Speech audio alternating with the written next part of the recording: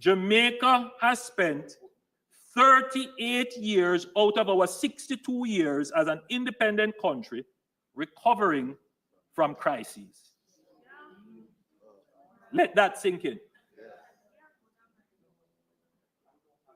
2 of the 4 major crises that we faced were directly caused by bad economic management of the PNP in the 1970s and 90s, accounting for 24 of the 38 years of crises.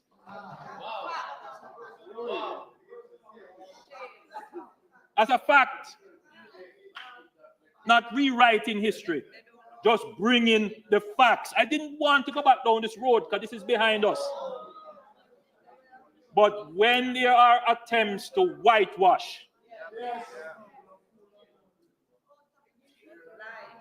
separate and apart from our debt recovery efforts, Jamaica has a new feature in our economy that the other side can't claim. They weren't close. Their name can't call on that one. And that feature, Madam Speaker, is resilience. Yes. My administration has focused on building fiscal buffers through provisioning the National Disaster Fund.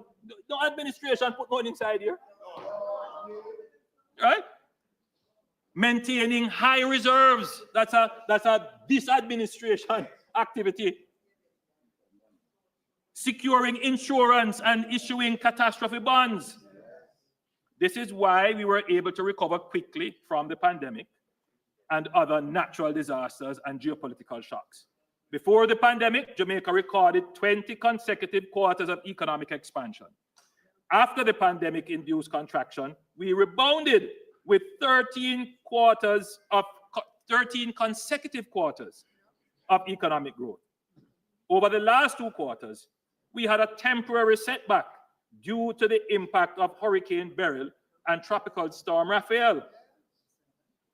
But, Madam Speaker, let me disappoint those who seem to be gleefully celebrating and wishing depression and recession on Jamaica. Let me disappoint them and disabuse them quickly. We will recover and return to growth in short order. We are certain that Jamaica, like any other small developing country, will experience shocks. With climate change and the growing local geopolitical uncertainties, we observe that shocks are becoming more frequent, more intense, simultaneous, and they overlap. So the one thing is certain, Jamaica is going to be hit by some shock. So Jamaica must therefore be prepared for shocks. And importantly, we must not create any shocks of our own. We must not create any shocks of our own, as happened in the 1970s and the 1990s.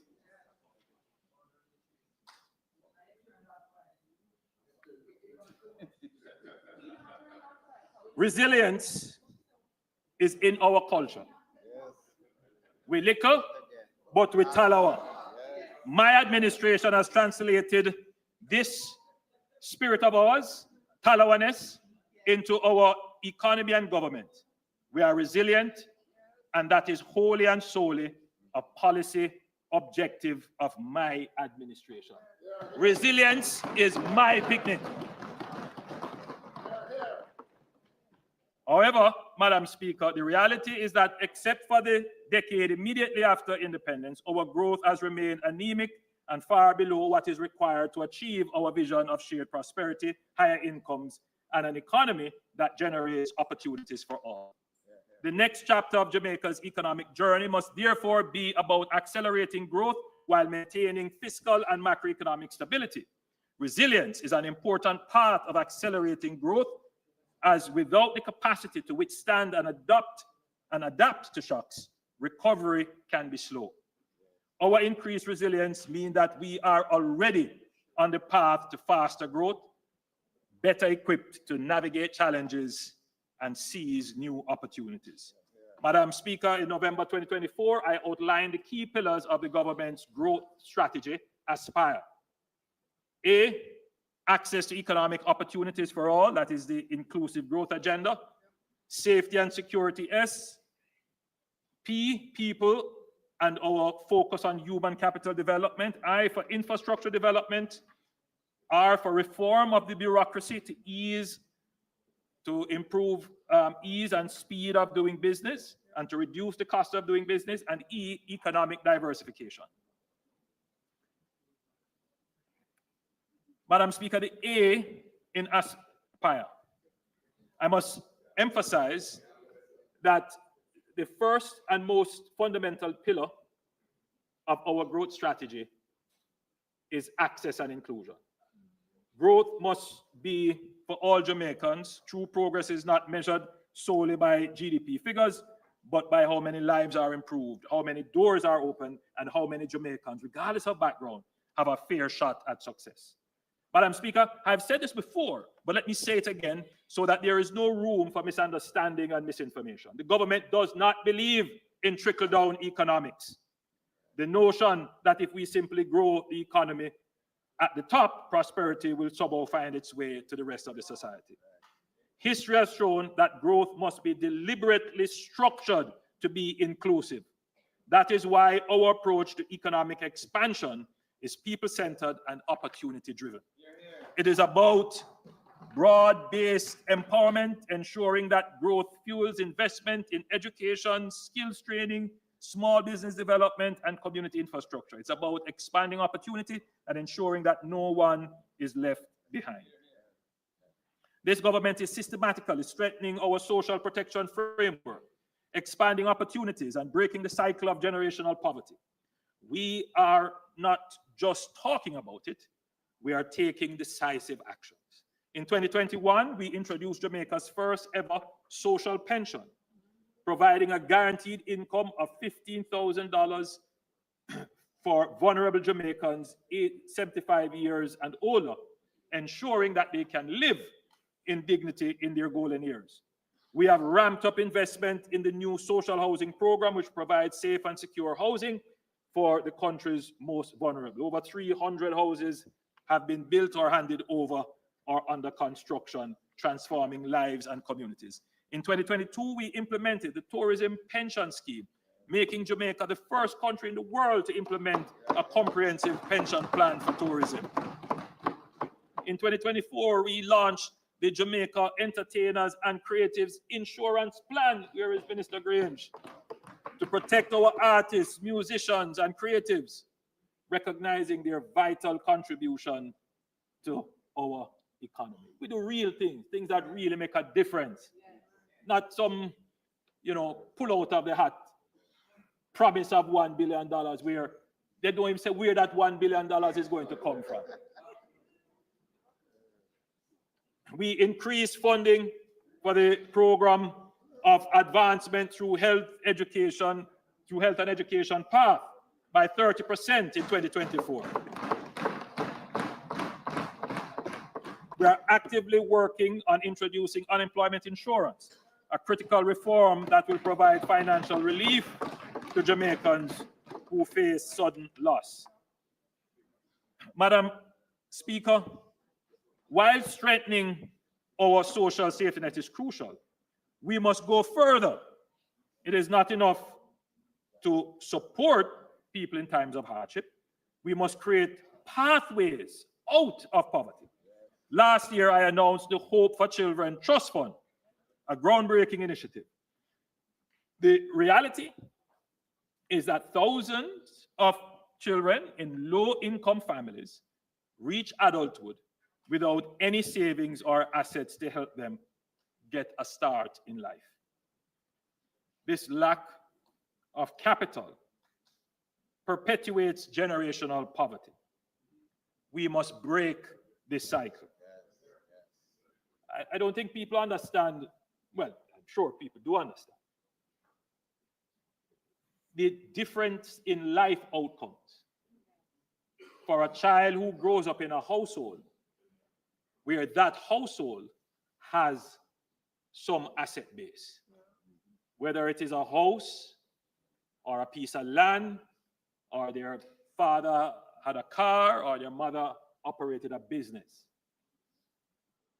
Relative to a household where the child will have no asset on which to rely.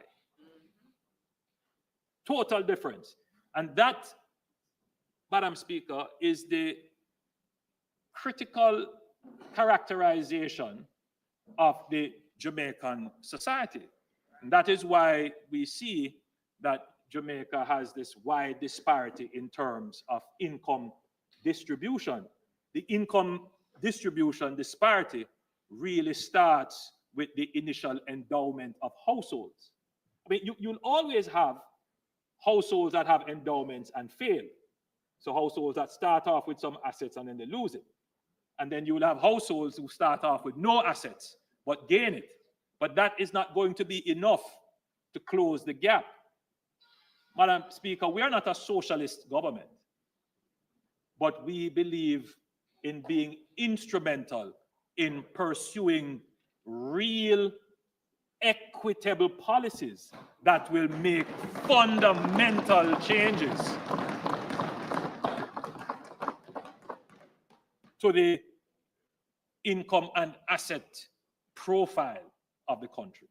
And that is why we have this Hope for Children Trust. Through the Hope for Children Trust Fund, every eligible child will be provided with a long-term savings account funded annually by the government.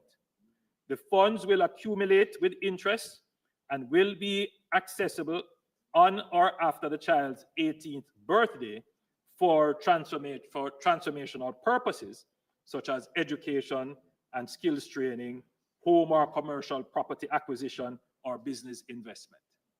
Madam Speaker, though the government will be the central contributor to this fund, the way in which we are developing it is that, which now often happens, persons privately could contribute to the fund generally, or they could specifically say, I want to contribute to this person.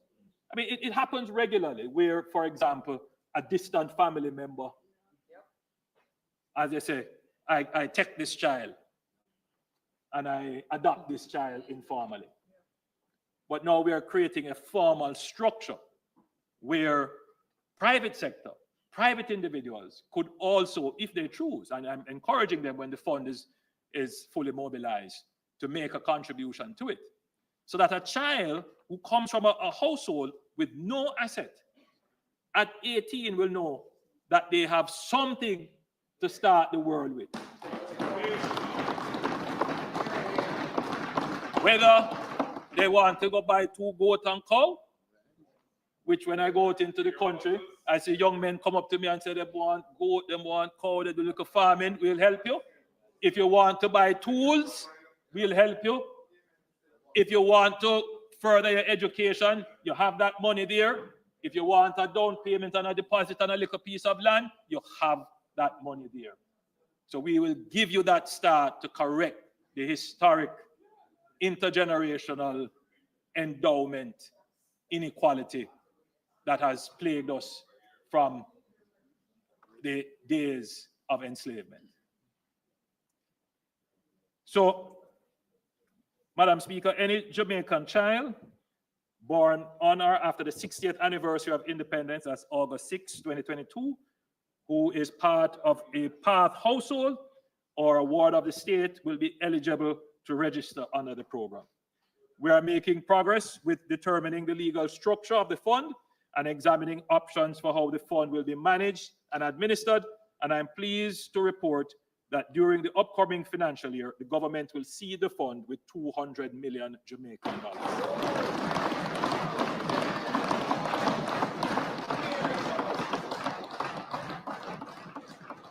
And again, I put out the call to the private sector, start looking at making contributions to this fund. We welcome it. Madam Speaker, the government has pursued a deliberate strategy of socializing wealth by enabling Jamaicans to own shares in key national infrastructure assets through the stock market, literally paying dividends to the people of Jamaica. This approach democratizes economic opportunities, allowing citizens to benefit directly from state-owned enterprises, transitioning to public ownership. In May 2019, we divested Wigton Farms, and in March 2020, we divested 80% of Trans-Jamaica Highway. Tens of thousands of small investors have benefited from dividend income and capital gains through ownership of these shares, aligning national development with wealth creation and broad-based economic empowerment of the people. Unlike the PNP, who socialized debt while transferring wealth from the poor to the rich during the FinSAC era, Madam Speaker, I'm pleased to report that the offer for sale for the remaining 20% of the shares of Trans-Jamaica Highway has been oversubscribed with over 22,000 applications totaling $12 billion. Madam Speaker, Jamaican people, get the message that this government is about creating wealth.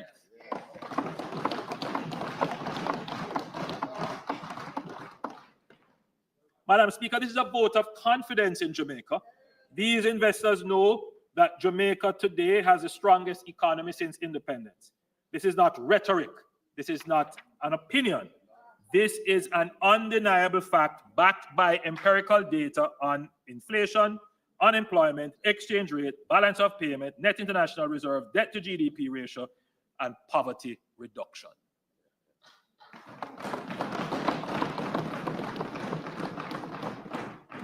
Madam Speaker, creating wealth and making it accessible to all is the DNA of the JLP administration, and this is how we accelerate growth. There are several other assets that the government is preparing to bring to market so that the ordinary Jamaicans can participate and share in the value they create when paired with private sector enterprise and innovation. At this stage, I can announce that the Jamaica Mortgage Bank is being prepared as the next asset to come to market.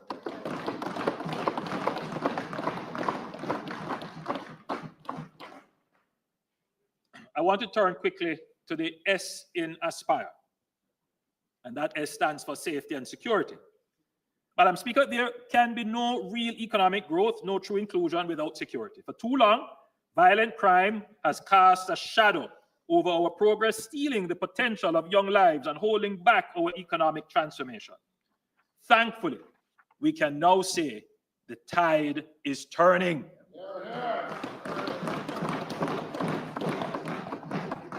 Jamaica is taking decisive actions against violence producers, and the results are now evident. Madam Speaker, in 2024, Jamaica recorded a 19% reduction in murders, following a 7% decline in 2023, bringing our homicide rate to 40.1 per 100,000. While still high, we are now outperforming some of our regional peers, a stark contrast to 2016, when Jamaica had the highest crime rate in the Caribbean at 50 per 100,000.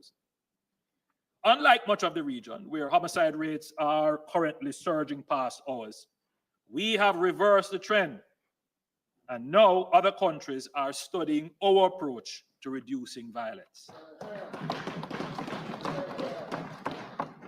Notably, Madam Speaker, the 2024 Christmas season was the safest in 20 years, with just 6 murders recorded during the Christmas week.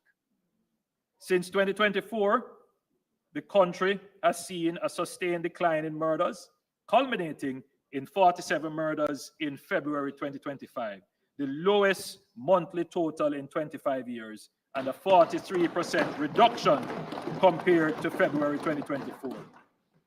If you were to compare between February 2022 and February 2025, murders have declined 55%.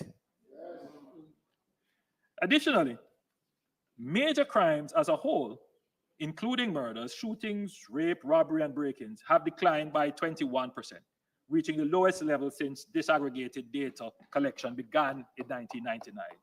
Jamaica is now safer than at any point in the last 20 years.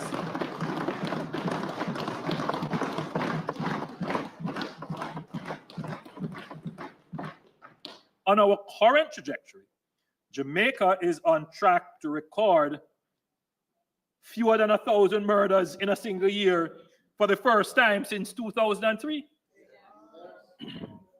We are confident that this downward trajectory will persist as these results stem from our deliberate planning, strategic investments, and targeted efforts to dismantle organized criminal gangs.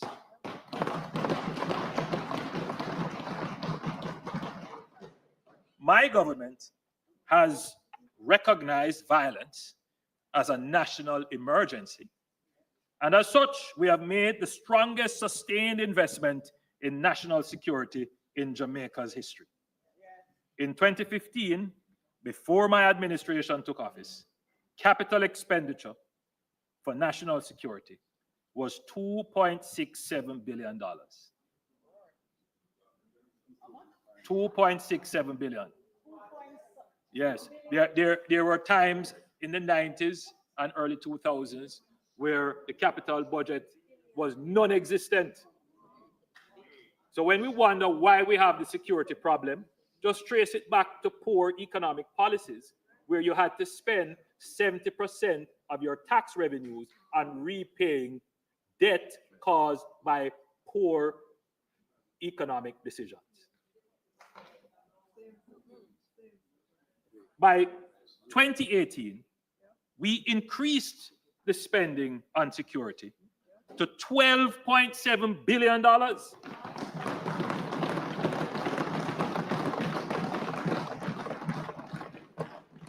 And in 2019, we made a record $19.5 billion investment to modernize our security apparatus. This substantial increase in our first term was necessary to compensate for years of underinvestment. And you can just look at the years of underinvestment. In fact, when you look at the last 20 years, it's clear that, you know, the Jamaica Labour Party government made the greatest attempt at funding the security forces.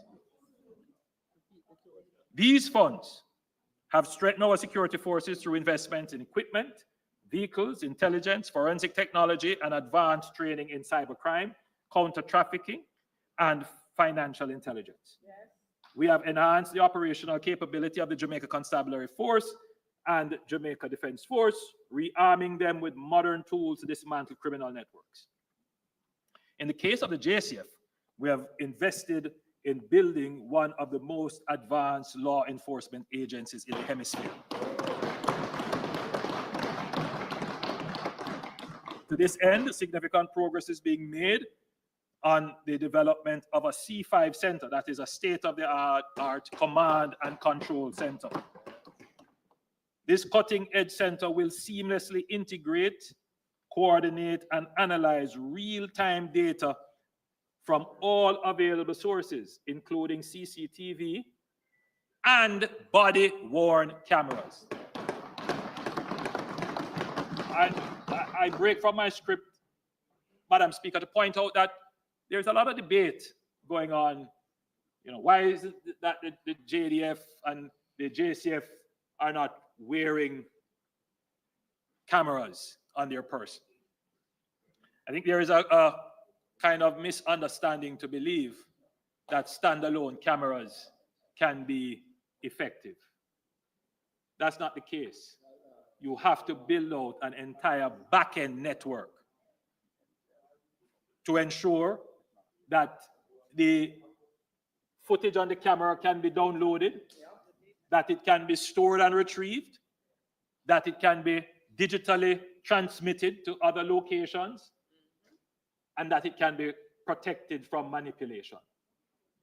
When we say that we are going to do a force-wide use of body cameras, it's not just buying a little camera off the shelf or getting that camera from a supplier here. we have to think of and implement a system-wide comprehensive solution. And I'm afraid, Madam Speaker, that sometimes this is just the haphazard thinking that forces government into making wrong decisions. But, Madam Speaker, it's the same thing that we have done with our police cars. You know, we have totally changed the way in which we order and purchase and maintain and use our police cars. We don't buy a police car. We buy a transportation service, a full-end solution. And just to be clear, there are no used cars in what we are procuring.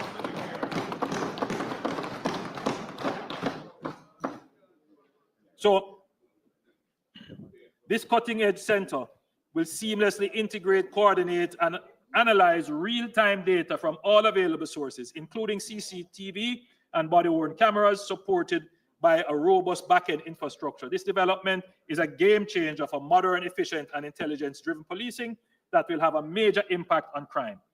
The government's Project ROC initiative, which was launched in 2019 to modernize the physical infrastructure of the JCF, has seen the refurbishment and construction of numerous police facilities across the island.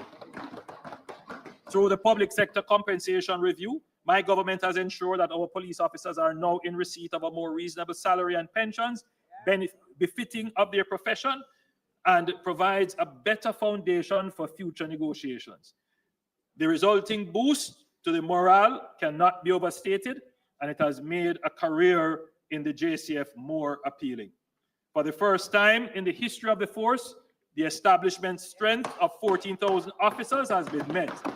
More police officers and more vehicles mean greater coverage of our communities and more rapid responses to threats and citizen emergencies. Since 2021, the purchases of vehicles and the build-out of Jamaica ICCTV systems have been transferred to the capitalized recurrent budget to ensure continuous replenishment. This is a big move, Madam Speaker, because instead of treating them as capital projects, one-off expenditure, they are now being treated as items to be maintained and consistently upgraded. Madam Speaker, the role of the JDF in the overall reduction in violent crime through their support for the JCF is crucial, particularly in areas where specialized security measures have been declared, that is the zones of special operations and states of public emergency. The JDF is the premier defense force in CARICOM, notably leading the planning and preparation for the CARICOM Joint Task Force in Haiti since September 2024, and executing multi-country military exercises enhancing interoperability in cybersecurity, counter-narcotics, search and rescue, and disaster relief. Madam Speaker, our borders are more secure than ever before, due in large part to new patrol vessels, helicopters, maritime patrol aircraft, and other technical equipment we procured for the JDF. They are now better equipped to interdict illicit vessels and aircraft trafficking weapons, narcotics, and people. This year, we will further enhance maritime security with the addition of 24 surface interceptor vessels, strengthening the protection of our border and blue economy. However, Madam Speaker, we note that most illicit weapons which fuel gang violence enter Jamaica through formal ports of entry. To improve our ability to secure this channel, we have been investing in advanced scanners and enhanced security protocols at all customs, at all areas in Jamaica customs. And the result is evidenced by major gun finds at our ports in recent times, including yesterday. I would like to acknowledge the Jamaica Customs for their increased vigilance and generally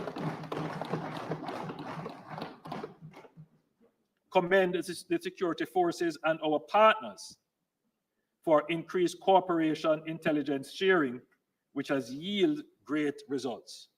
Every weapon and ammunition kept off our street is potentially a life saved.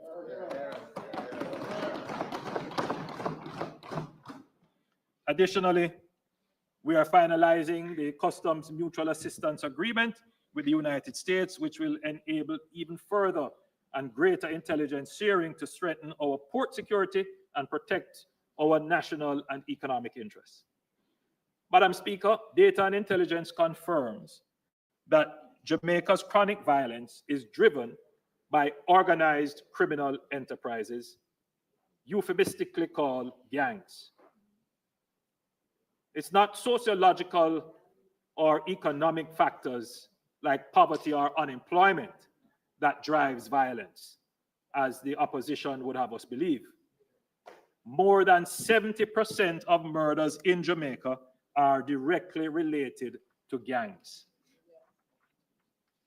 Madam Speaker, I want to draw your attention to the graph being displayed or about to be displayed. It is the same graph that I believe the leader of the opposition displayed, but he had a different interpretation of the statistics. Let me offer mine. Let us recall that the drop in murders from 2009 to 2014, which you see as the first arrow, for which the opposition seeks to take credit, was a direct result of the state of public emergency launched in May 2010 by the Jamaica Labour Party administration.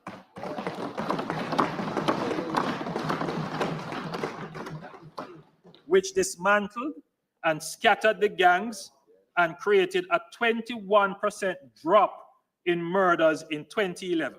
21% drop in murders in 2011. No other police action has resulted in any such drop.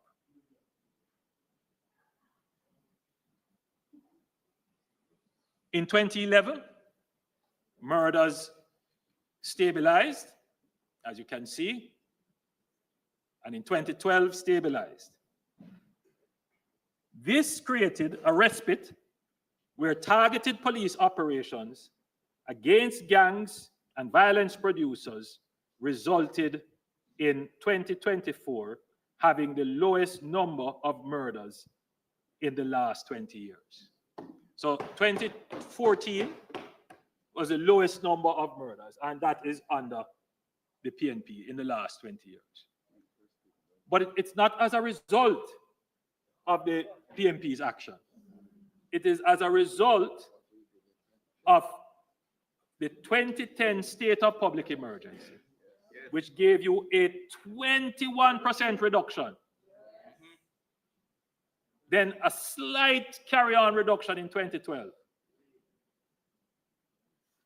Madam Speaker, I still posit that if the opposition then had supported the government in extending the state of public emergency, the fall in murders would have been even greater.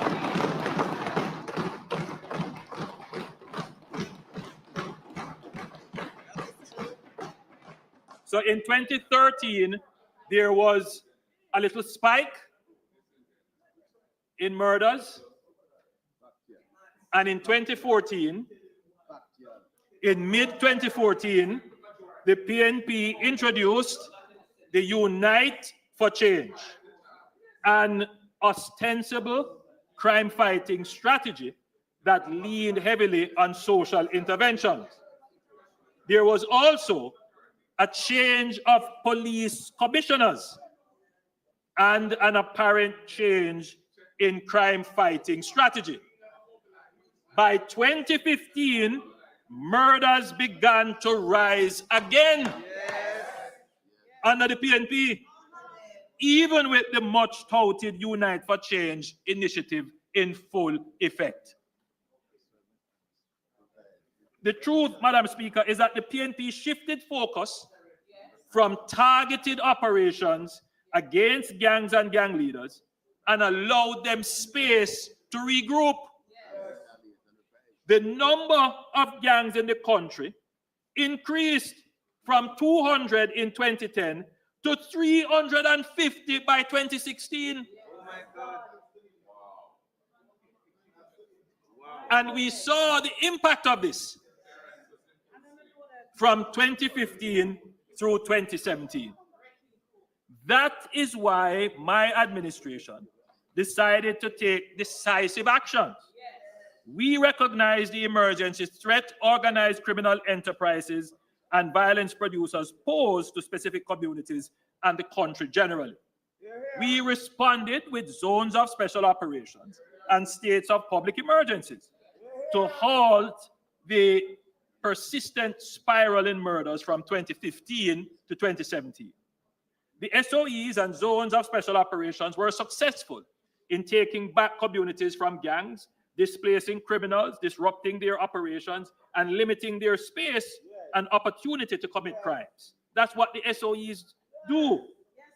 This resulted, Madam Speaker, in a 22% reduction in murders in 2018 and a leveling off between 2019 and 2020. The success of the SOEs and the ZOZOs came with the support of the opposition at the time. And I here must give credit to the former leader of the opposition, the Honorable Dr. Peter Phillips, who understood their necessity and supported their extensions. However, since the change in leadership in the opposition in 2020, we have not been able to use the SOEs to full effect. We have used them, but not to full effect. And we saw a 10% spike in murders in 2021.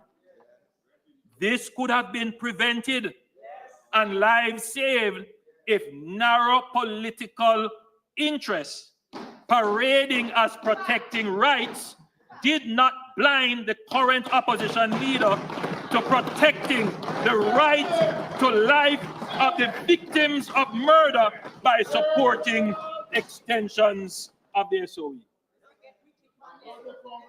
Madam Speaker, in parallel with emergency measures, this administration in 2018 embarked on an ambitious plan to indigenously reform and reorganize the JCF under the direction of a new commissioner, Major General Anthony Anderson, to include development of leadership, recruitment and training of personnel, and the acquisition of material and technology. It was never the intention of the government to rely solely on emergency measures. We used emergency measures to treat with the crime situation, which was over and above the existing capacity of regular law enforcement at the time. And we used the space and attenuation it created to build the capacity of the security forces. Therefore, in 2022, we began to realize the impact of the reforms and capability building investments in the JCF. With improved intelligence gathering, better investigative and crime-solving capabilities, and a return to more targeted and focused strategies on gangs and violence producers, during this period, we saw the interdiction and prosecution of several gangs. Now, a lot of people didn't understand that while the opposition and other, talking heads and so forth were criticizing the government over SOEs, we were quietly taking down the gangs. We brought about 4 major gangs through the court system using the anti-gang legislation, which had never been used before it was passed. We didn't say anything about it. Before, it was never used when it was passed. Never used. Never used. Right? And we now have how many on trial? And we have 19 cases now coming up. So we were, you know, we were being criticized, and everybody wants to claim and criticize the government and all making all kinds of claims. But we were strategic, doing what we were doing, because we know what the real problem was. And we know that our investment was going to pay off. And then you began to see the impact of better investigations. Several really terrible atrocities and crimes were committed. And within weeks and months, the member from East Kingston and Port Royal can attest to that. Very effective investigations. So that is as a direct result of government strategy and investment and improvement. So while the opposition and other talking heads were busy criticizing government strategy and policy, we were quietly doing what we know needs to be done.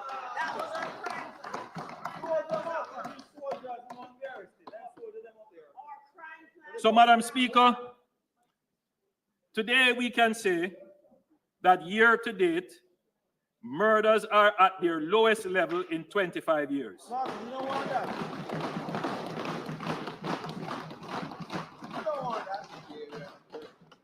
The Minister of National Security tells me that we are 33% behind where we were last year.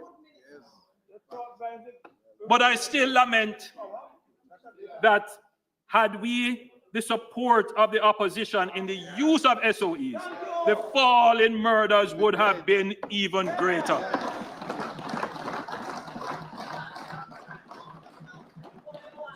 So let me be clear. The PNP, under this leader of the opposition, can take no credit for the reduction in murders. They have done everything possible to obstruct the government. Everything possible to obstruct the government, and now want to stand up and claim credit.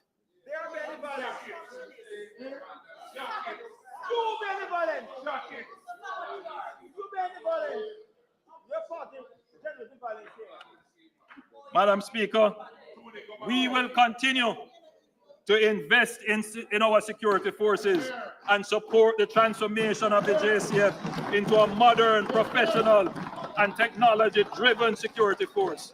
We will continue to target gangs, which account for 70% of murders in the country. If we focus on eliminating gangs, we can reduce our murder rate to below the regional average of 15 per 100,000.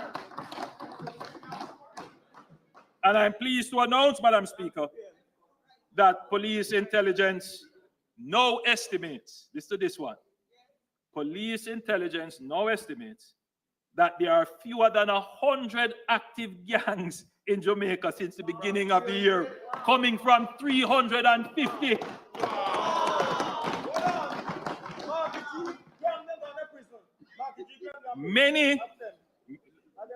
Many have been dismantled or have gone dormant. They are laying low because they know they are being hunted relentlessly by the security forces. Madam Speaker, this administration takes national security seriously, and through the National Security Council, something that we have instituted in a consistent way, we have been able to coordinate, enhance, and strengthen the work and collaborative efforts of various security forces to yield greater synergies from our security forces. And again, I would like to acknowledge and thank, but most importantly, encourage the members of our security forces.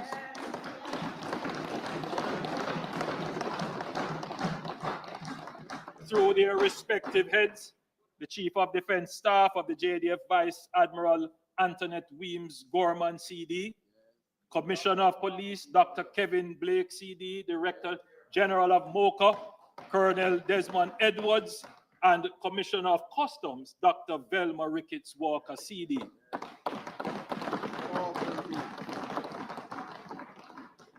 continue with your concerted effort to make Jamaica safe.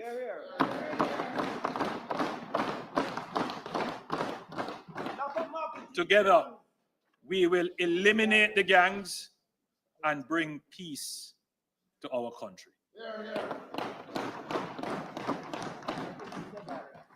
Madam Speaker, I want to now turn to the P, people in Aspire. Jamaica's greatest asset is our people. That is why this government continues to invest in education, training, and job opportunities, ensuring that every Jamaican, regardless of background, has the chance to learn, earn, and thrive. Through programs like the LIFT program, that is Learning and Investment for Transformation, and the CARE program, Community Action for Rewarding Engagement, we are directly supporting young Jamaicans on their journey to skill development and employment. The second cohort of the LIFT is underway, providing education, mentorship, and work experience for youth who need a start. Also, over 1,250 unattached youth across all 63 communities are now enrolled in training under CARE, receiving stipends and transport support to remove financial barriers. Madam Speaker, these programs transform lives.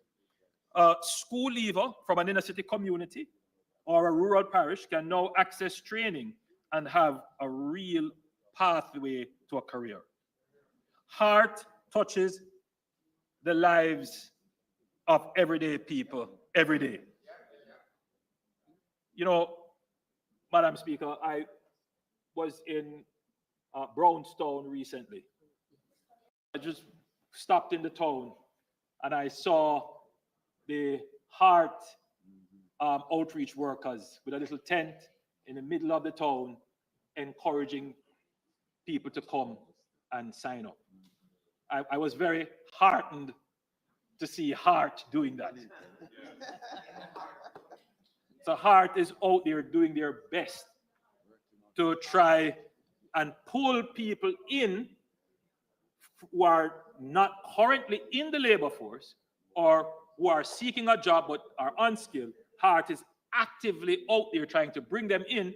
And almost every year I come here, Madam Speaker, we come with some different form of program that's, you know, specifically catered to a certain set age profile or life cycle to attract, because, Madam Speaker, at 3.5% unemployment, we are technically almost at full employment.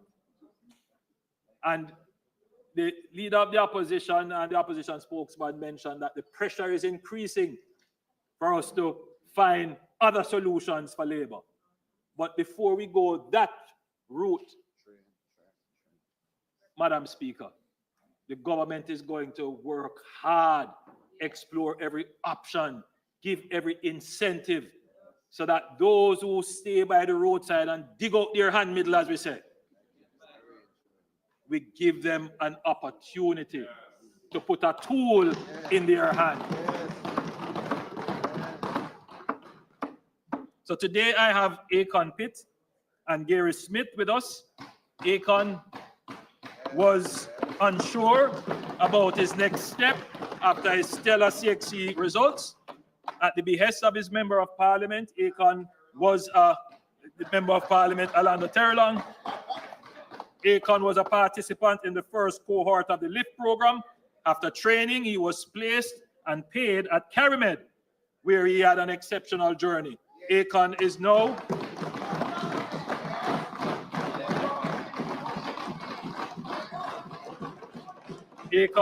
at the Jamaica Cooperative Insurance Agency.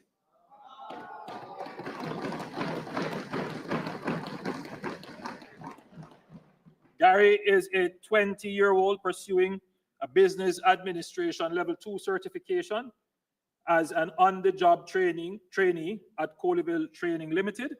under the CARE program. He dreams of becoming a certified engineering contractor and establishing his own air conditioning repair business.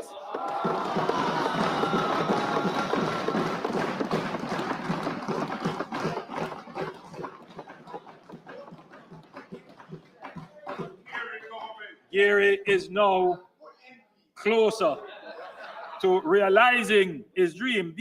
These are both young men that the government has empowered through the Heart Trust NSTA.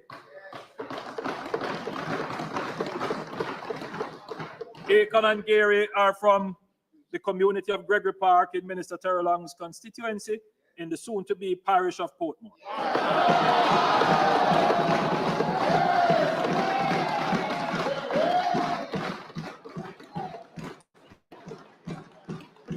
There are hundreds of thousands of Akons and Gary that we have empowered through skills training since 2020. 552,534 to be exact.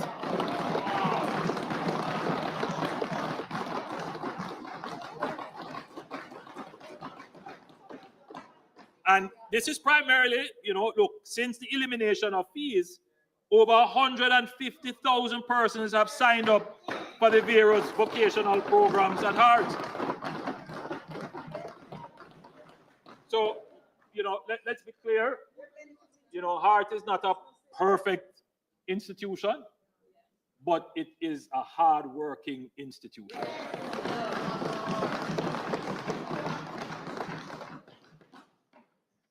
Madam Speaker, we have already had significant success in public-private partnerships and the apprenticeship model with the Amber Heart Academy.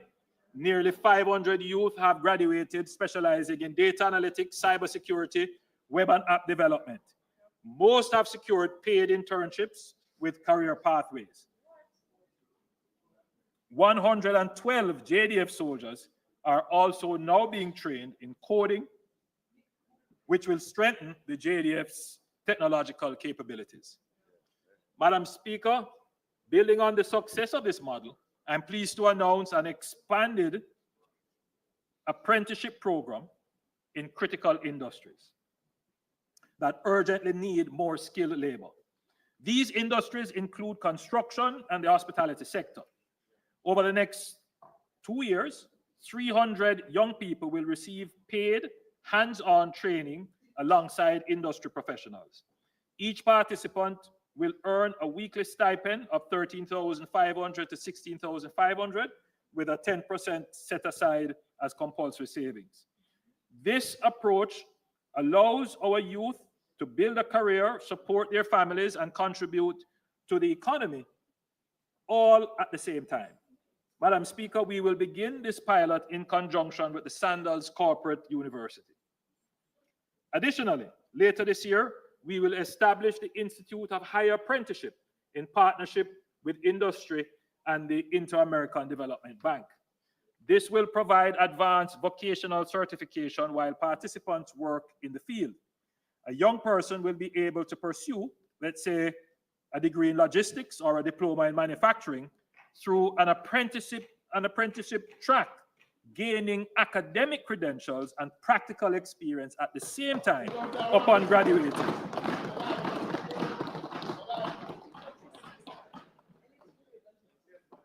Upon graduating, they will be ready to take on higher paying jobs and be certified. Madam Speaker, the jobs of tomorrow demand skills in science, technology, engineering, and mathematics, STEM. To prepare our students, Heart is investing $400 million to establish state-of-the-art Heart.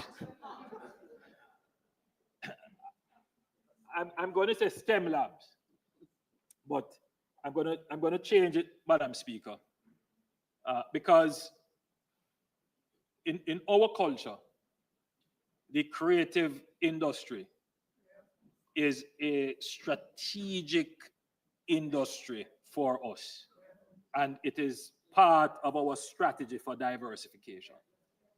So we are the only government to take up $1 billion and place it at the disposal of the film industry. Let's be clear. Let's be clear. That is the largest budgetary allocation to the creative sector ever.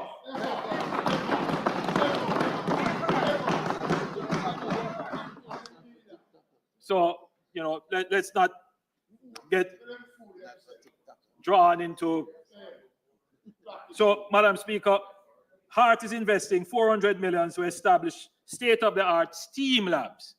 So this will also include not just things for mechatronics and engineering and so forth, but also computers for creative designs, for managing sound stages and so forth. So within those labs, there will be a place for persons who would want to pursue the technical elements of the creative industry.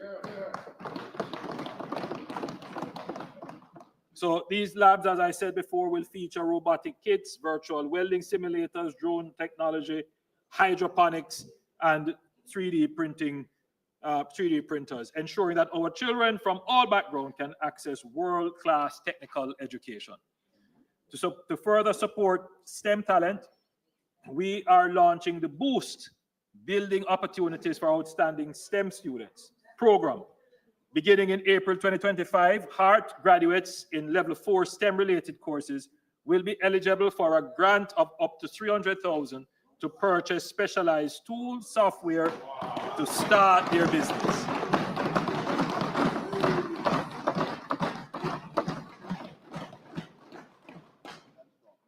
Madam Speaker, I know that there are many in Jamaica who are skeptical of technology.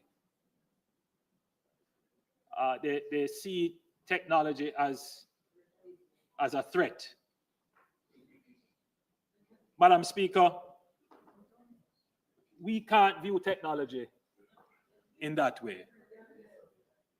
Technology is immanent, it is ubiquitous, and it is universal. Can't escape it. AI, that is artificial intelligence, is reshaping industries worldwide. When the first industrial revolution started, Jamaica was still a colony. That's a reality. So Jamaica didn't benefit from the first industrial revolution.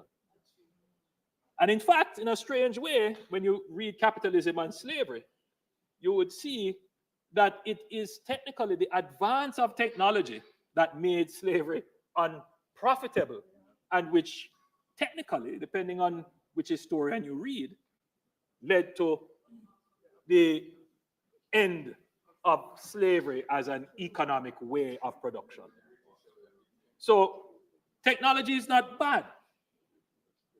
Technology is a liberating tool if you approach it the right way. So, Madam Speaker, when the information industrial revolution came about, the information age, which is not more than 50 years old, Jamaica was still trying to industrialize. So we missed another wave of technology as a colonial developing country. We are now in the 5th industrial revolution, and Jamaica cannot afford to be left behind. Technology provides the ability to leapfrog, and we must position ourselves to do so. I have given directives to the Minister of Education to ensure that AI is prominent in our national training and development strategy, which is why we appointed an AI task force. This government is committed to ensuring that Jamaica is an active player and not a spectator in the global AI revolution. From the recommendations of the National Artificial Intelligence Task Force, we are implementing an AI work readiness strategy that includes integrating AI and coding into school curricula at all levels and promoting dedicated teacher training programs on AI. And we are launching a prompt engineering course through the Heart Trust NSTA to train students and public sector professionals in using AI tools effectively. Madam Speaker, in partnership with the Amber Group, the government will also establish a cutting-edge local AI lab, a public-private center of excellence where developers, researchers, entrepreneurs, and students can collaborate on AI solutions. The AI lab will serve as the catalyst for a new era of technological advancement in Jamaica. Madam Speaker, AI will disrupt some traditional jobs, but it will create new high-paying opportunities. This government is ensuring that Jamaicans are equipped to seize those opportunities and lead in the digital economy. Madam Speaker, we will also be using AI tools to help our children learn. We are developing the Jamaica Learning Assistant, a groundbreaking AI-powered platform designed to revolutionize learning with an end-to-end AI-generated and curated content, fully aligned with the national curriculum. And I don't know if the video is cued, but let me give you a preview of what it could do. Introducing Jamaica Learning Assistant, the world's most comprehensive AI educational platform, reimagining learning for Jamaica. It's like giving every child a personal mentor who adapts to their needs and pace. Interactive adventures that make science and math come alive. Human-like AI tutors, detailed explanations, humor, poems, interactive tests, mind maps for visual understanding, videos and real-life applications of knowledge, so each lesson isn't just learned, but lived. Who are scientists? Scientists are people who study the natural world using observation, experimentation, and reasoning. Teacher, tell me a joke about scientists. Why did the scientists bring a ladder to the lab? Because they wanted to reach new heights in their research. Come with us as we transform education for all our children.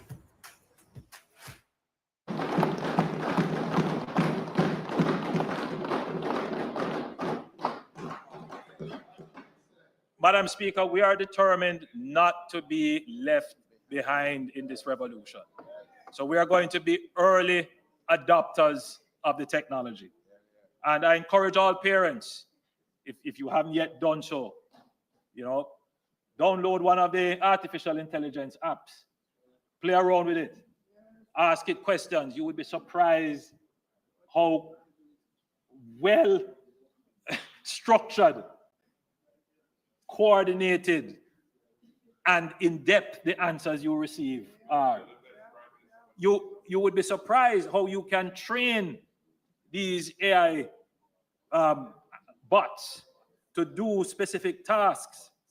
So I would encourage all Jamaicans not to fear AI, but to develop an inquisitive mind about it. Let us not become spectators while another wave of technological development is going on. Let us ride that wave.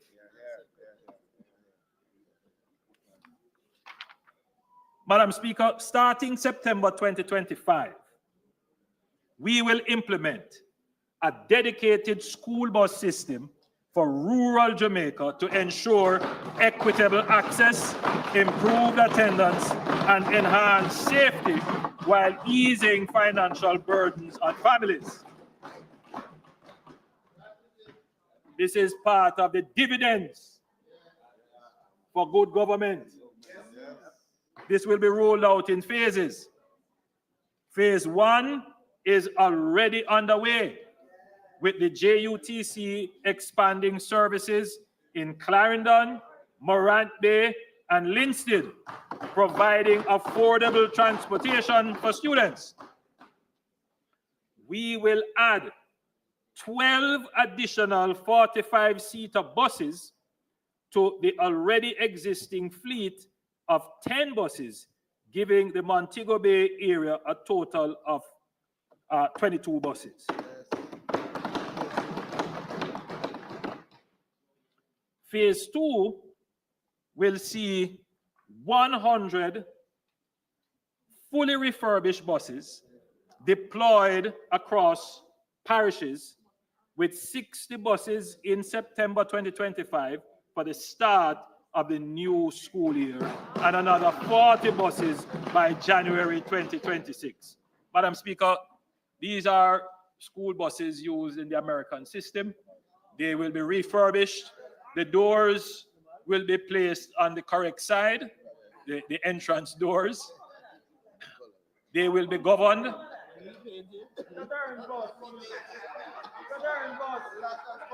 Look here.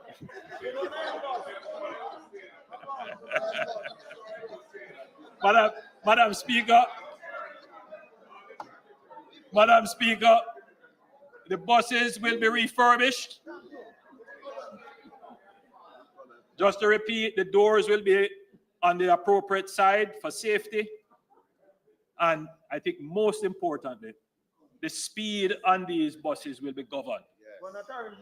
So they won't be able to drive above a certain set speed to ensure safety of the children. On some of the buses, where there is connectivity, we will place cameras, and the collection of fares will be digital. Now, these are refurbished. They are going to be refurbished. So they will be refurbished with those. So, it is not at all going to be entertain disturbance to the budget debate. Do not answer any member questioning you in this house. Please continue with the debate, Prime Minister. Thank you, Madam Speaker.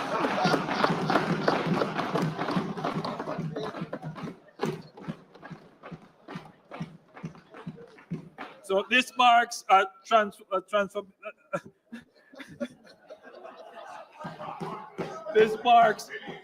transformative step in making school transportation safer, more reliable, and more affordable for Jamaican students.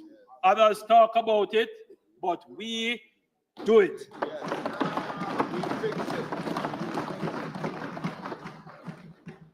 Madam Speaker, in the public discourse around human capital, there is a tendency to overlook the vital role of public health. A healthy society is a productive society, and so the reverse is also true.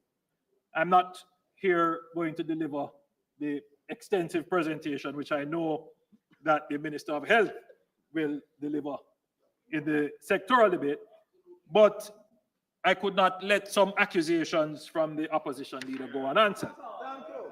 It is clear that the opposition leader forgot what his government left behind in 2016 in healthcare, a system described by his spokesperson, his current spokesperson on health, as so broken down that surgeons had to don garbage bags to conduct surgeries. Today, we accept we are not perfect, but we have come a far way since that time. He has no moral authority to lecture us on the progress we have made since they left the healthcare system in shambles. Imagine how we would have feared if they were the government when the COVID pandemic hit us. Here are some of the truths about our health system today. There are more posts for doctors. There are more posts for nurses, more hospital beds, and there are more hospital beds to come. There are more operating theaters, and more theaters will be built. A healthcare budget that has expanded from $60 billion to $140 billion in 9 years, the largest increase, and this is with the largest infrastructure expansion in healthcare since independence. Madam Speaker, we agree that prevention is better than cure. They make light of our pre-screening program, Know Your Numbers. Well, after a year and a half of over 220,000 tests, after a year and a half, we have conducted over 222,000 tests. And this, Madam Speaker, is saving the lives of many Jamaicans. Because as they know, they are able to take corrective action. Madam Speaker, our investment is the most of any government in healthcare, and that is a fact. Madam Speaker, this government has invested significant sums in water. As I now turn to the I in Aspire, 150,000 Jamaicans now have improved water supply through our investments over the last 5 years. We are investing at a rate not seen since the 1980s, with public investments amounting to $22 billion and private investments in excess of $14.2 billion through public-private partnerships.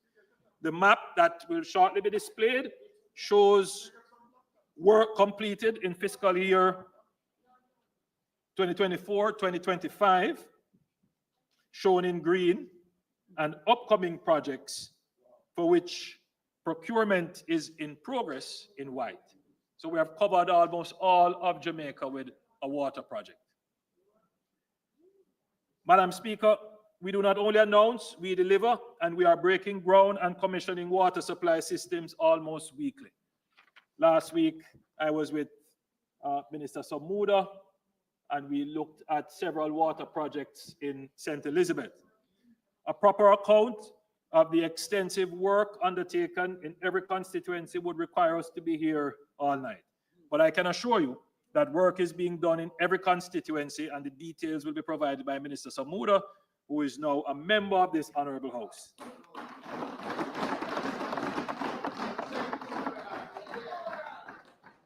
Minister Samuda will also give an update on the environment and climate change.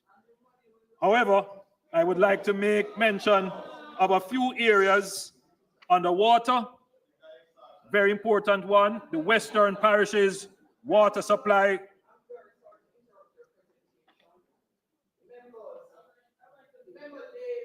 You can't sit in the house and keep shouting and speaking to the member on their feet. It is the member from St. Catherine.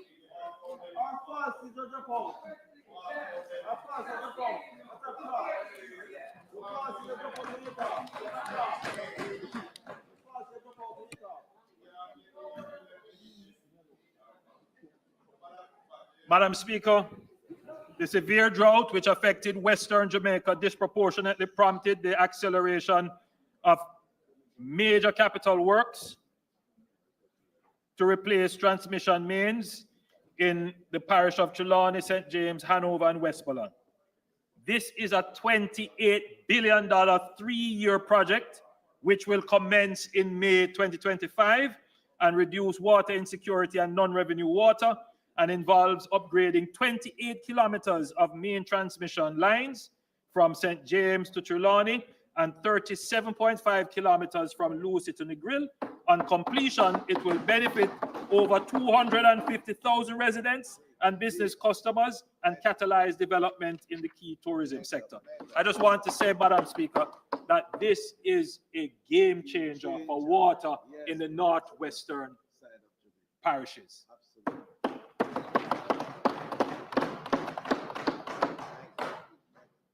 Madam Speaker, 6 major projects funded by the Caribbean Development Bank are being undertaken by the Rural Water Supply Limited, which will significantly improve access and transform the lives of more than 38,000 Jamaicans in rural areas of Southeast, Western St. Mary's, Southern Trelawney, Northeast St. Elizabeth, Eastern St. Thomas, and Northwest St. Anne. Currently, the Rural Water Supply Limited and the CDB are finalizing the necessary documentation for procuring design services, with the advertisement expected to be published in March 2025.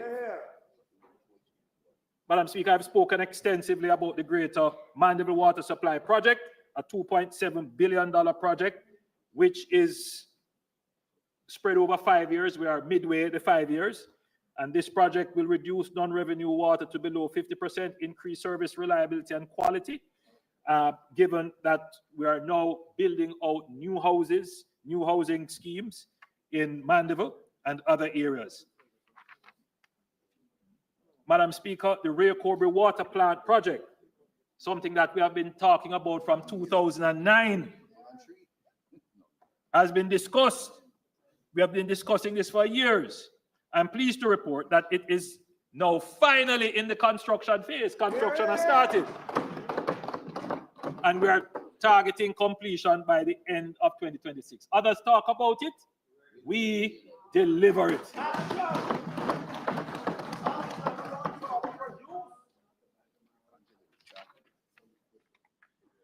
Madam Speaker, the expansion of the sewer network in Kingston and St. Andrew is critical to the future development within the parish, both to facilitate greater densities and safeguard groundwater. This year, the NWC will be investing $1.4 billion into the laying of sewer lines along Monroe Road, Retreat Avenue, Seymour Avenue, and Old Hope Road.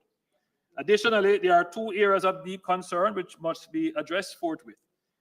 The first is a situation in downtown Kingston with collapsing sewer mains, and overall of the entire potable water, sewage, and drainage network is required for most of Central and West Kingston. I have directed Minister Samuda to ensure that the project design for this massive infrastructure is done this year. I have further directed that $450 million be immediately deployed to the worst affected areas within the Market District to provide immediate relief. The NWC has also commenced procurement of an additional HVAC truck to be stationed downtown to ensure that any blockages that emerge are immediately dealt with. Madam Speaker, the infrastructure is old. It is aging and collapsing. Decades of no investment. It is now showing. And it is this administration that is finding the economic wherewithal to deal with the maintenance of these critical infrastructure. Madam Speaker, I just quickly want to say that we have now started the distribution of the Black Tank program. MPs are now collecting and distributing tanks in their constituencies. We hope that that can move very quickly to mitigate any impact of drought that may occur later in the year. Madam Speaker, in November 2024, I announced that the NWC would provide an amnesty to customers cut off from the utility for more than 6 months. The amnesty has benefited pensioners, PATH recipients, and members of the disabled community with up to 100% reprieve and up to 50% for other categories of customers. As at March 14, 2025, over 21,000 customers had engaged in the process. Total reconnections so far are 3,271, with a further 5,135 awaiting reconnections. This has yielded over $207 million in revenues collected for the NWC, and that would have been uncollectible otherwise. We have also written off over $600 million of debt from those who most need it, restoring the supply of water and returning dignity to those households. Madam Speaker, this government is helping our most vulnerable. As such, I have instructed the National Water Commission to extend the program for a further 2 months. Madam Speaker, we do this because we care about the people.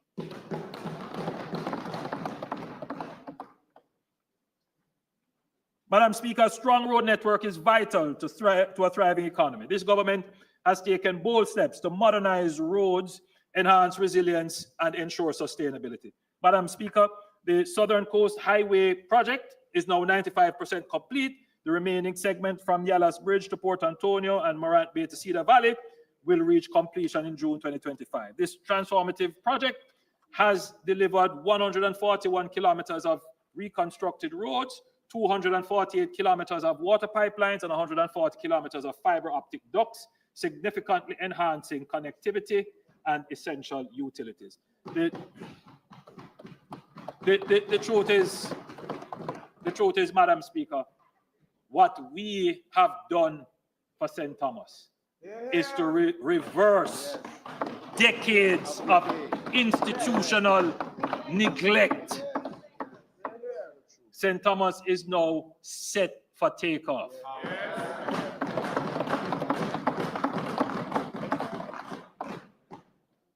The launch of the 45 billion Spark program marked another pivotal achievement of our road and water supply infrastructure. For the first time, all constituencies had an opportunity to provide an input, and as I had committed, construction work began before the end of 2024 with the rehabilitation of Everest Drive in Harborview. Since then, work orders have been issued covering 126 roads across 63 constituencies. Within the next 6 weeks, we have programmed for construction to begin on another 126 roads, representing the largest single event of road construction in the history of independent Jamaica. That is 252 community roads to be completed by October this year. And Madam Speaker, the member from East Kingston and Port Royal can attest to it. He can attest to it. Road is going on in this constituency. The special CapEx program represents a strategic push to modernize our urban infrastructure, integrating road, drainage, sewage, and broadband upgrades to enhance safety, traffic management. Under this program, Grange Lane, I toured Grange Lane recently in Portmore, and it is 90% complete, with the next major project being the dualization of Brayton Road and sections of the Helshamade Road at a cost of $2.4 billion. We are making investments in the new parish of Portmore.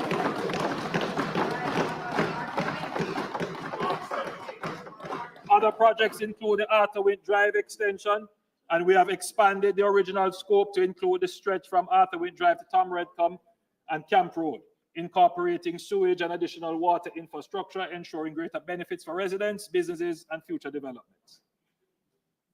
Madam Speaker, the government will invest $2 billion to enhance key entrance corridors leading into the capital city, creating a more attractive and welcoming gateway.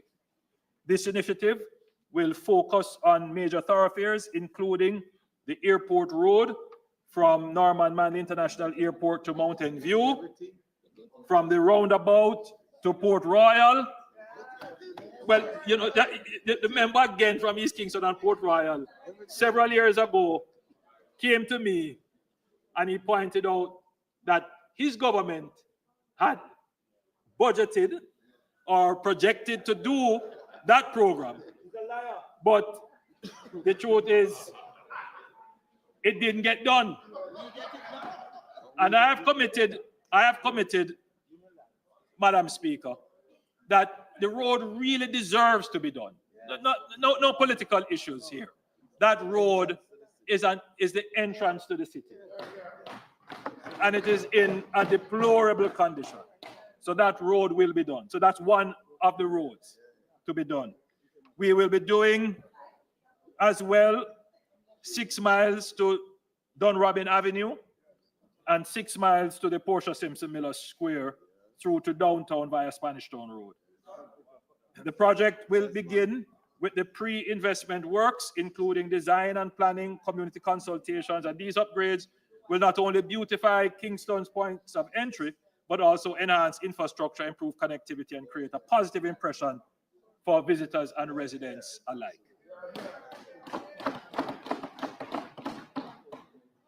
I want to give a quick update and just to keep our citizens who are looking out for their bypasses. So we have the bypass road projects that's still ongoing. So we will have a bypass for Port Maria, for Santa Cruz, for Lucy, for Anato Bay, for Hopewell and Sandy Bay.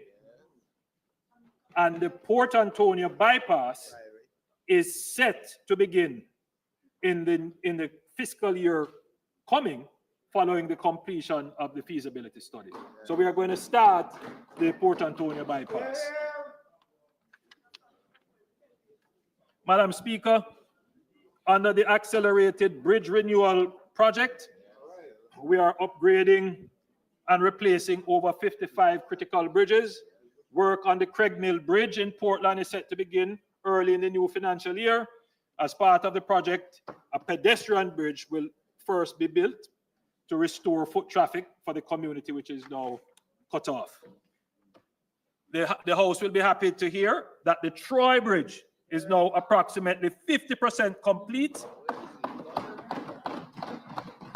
Other key projects including Spring Village Bridge in St. Catherine and Alley Bridge in Clarendon.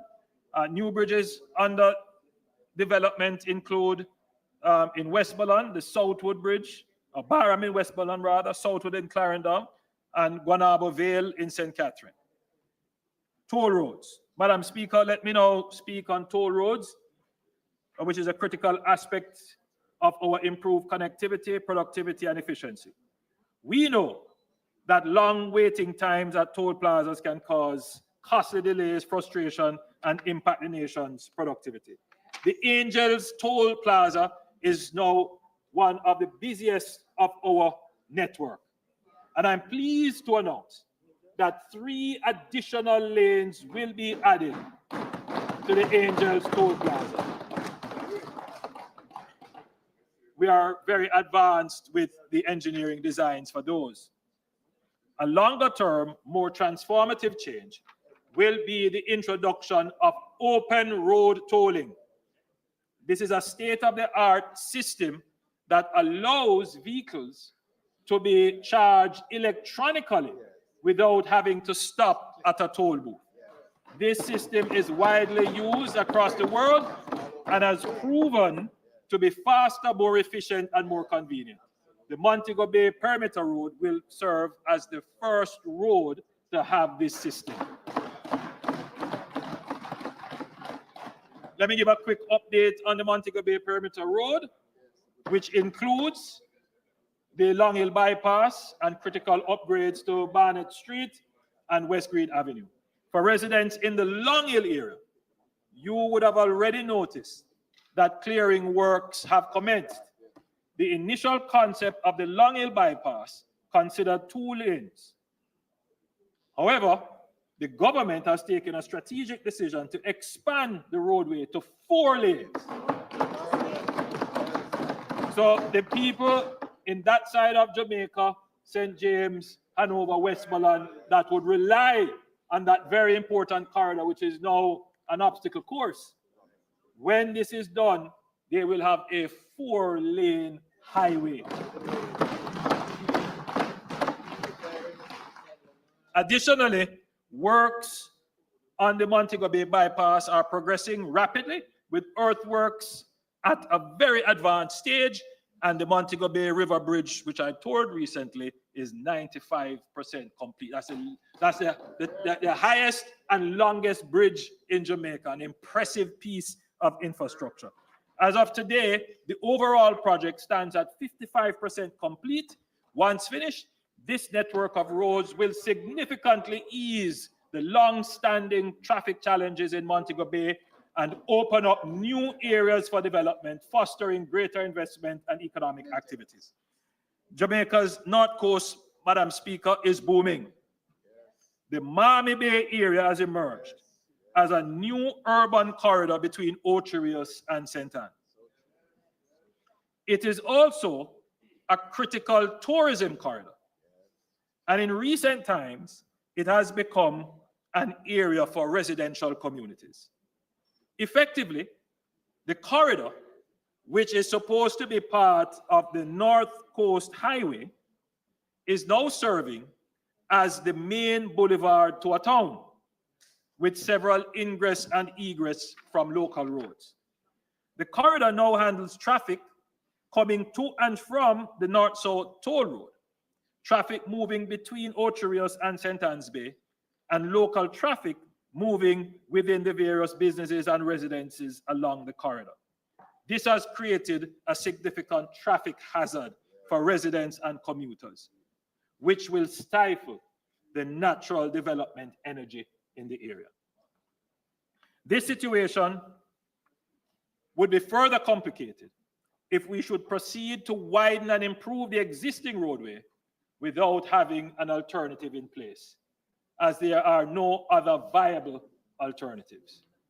We have learned our lesson from the South Coast Highway Improvement Project, which created significant dislocation to residents in St. Thomas as we fixed the road while they were using it.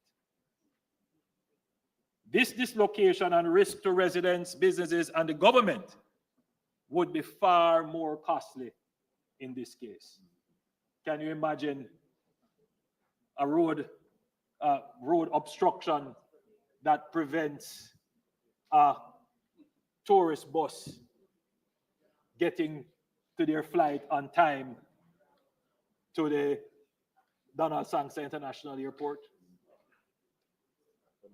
or missing their cruise ship return at the Reynolds Pier, or persons can't get to their homes because of some obstruction in that one little road? And can you imagine an obstruction on just that one road, how it would impact the entire north-south traffic? So while we are currently engaged in the North-South Highway PPP project to design and build out the upgrades, particularly the Miami Bay section of the road, the government has decided also to pursue the extension of the North-South toll road, which will begin with a cloverleaf interchange at Miami Bay, extending westward to Discovery Bay, that's phase 1A, and eastward to Prospect in St. Mary, phase 1B. So this, Madam Speaker, is a major infrastructure development that will allow you to go around Ocho Rios and to go around the Miami Bay area and Prairie. And that, Madam Speaker, will increase the natural urbanization energy which exists in that corridor. Now you're going to see the expansion of businesses along that corridor, the expansion of houses in the Draxall area, but it also takes off the congestion out of Ocho Rios so that Ocho Rios can truly develop as a tourism town.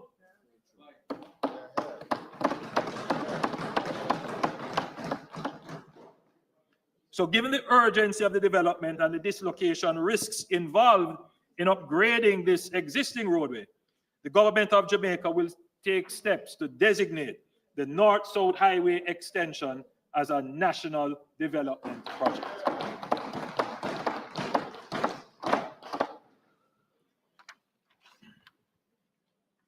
Madam Speaker, for decades, road maintenance in Jamaica suffered from issues of fragmented responsibility among the NWA local municipal corporations and the Ministry of Agriculture, as well as inadequate preventative maintenance.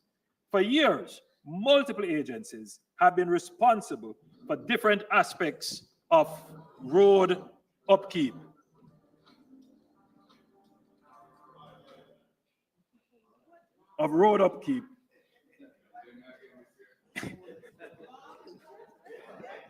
Leading to inefficiencies, gaps in accountability, and inconsistent standards. Additionally, a lack of structured preventative maintenance has resulted in roads deteriorating faster than they should, increasing the burden of costly emergency repairs. This reactive approach is neither sustainable nor cost-effective. We are therefore undertaking a strategic review of road maintenance with a focus on institutional governance arrangements to give consideration to the possible establishment of a single road authority to streamline governance and oversight. With this in place, we can have clear lines of enforcement against persons who destroy our roads. It is particularly disturbing to see concrete spilled on our roads and no accountability for clearing and restoration.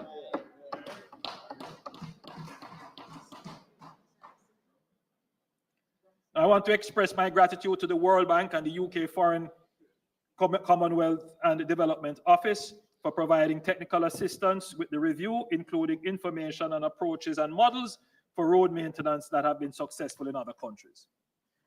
We are also integrating geospatial technologies and AI-driven solutions to improve planning and efficiency.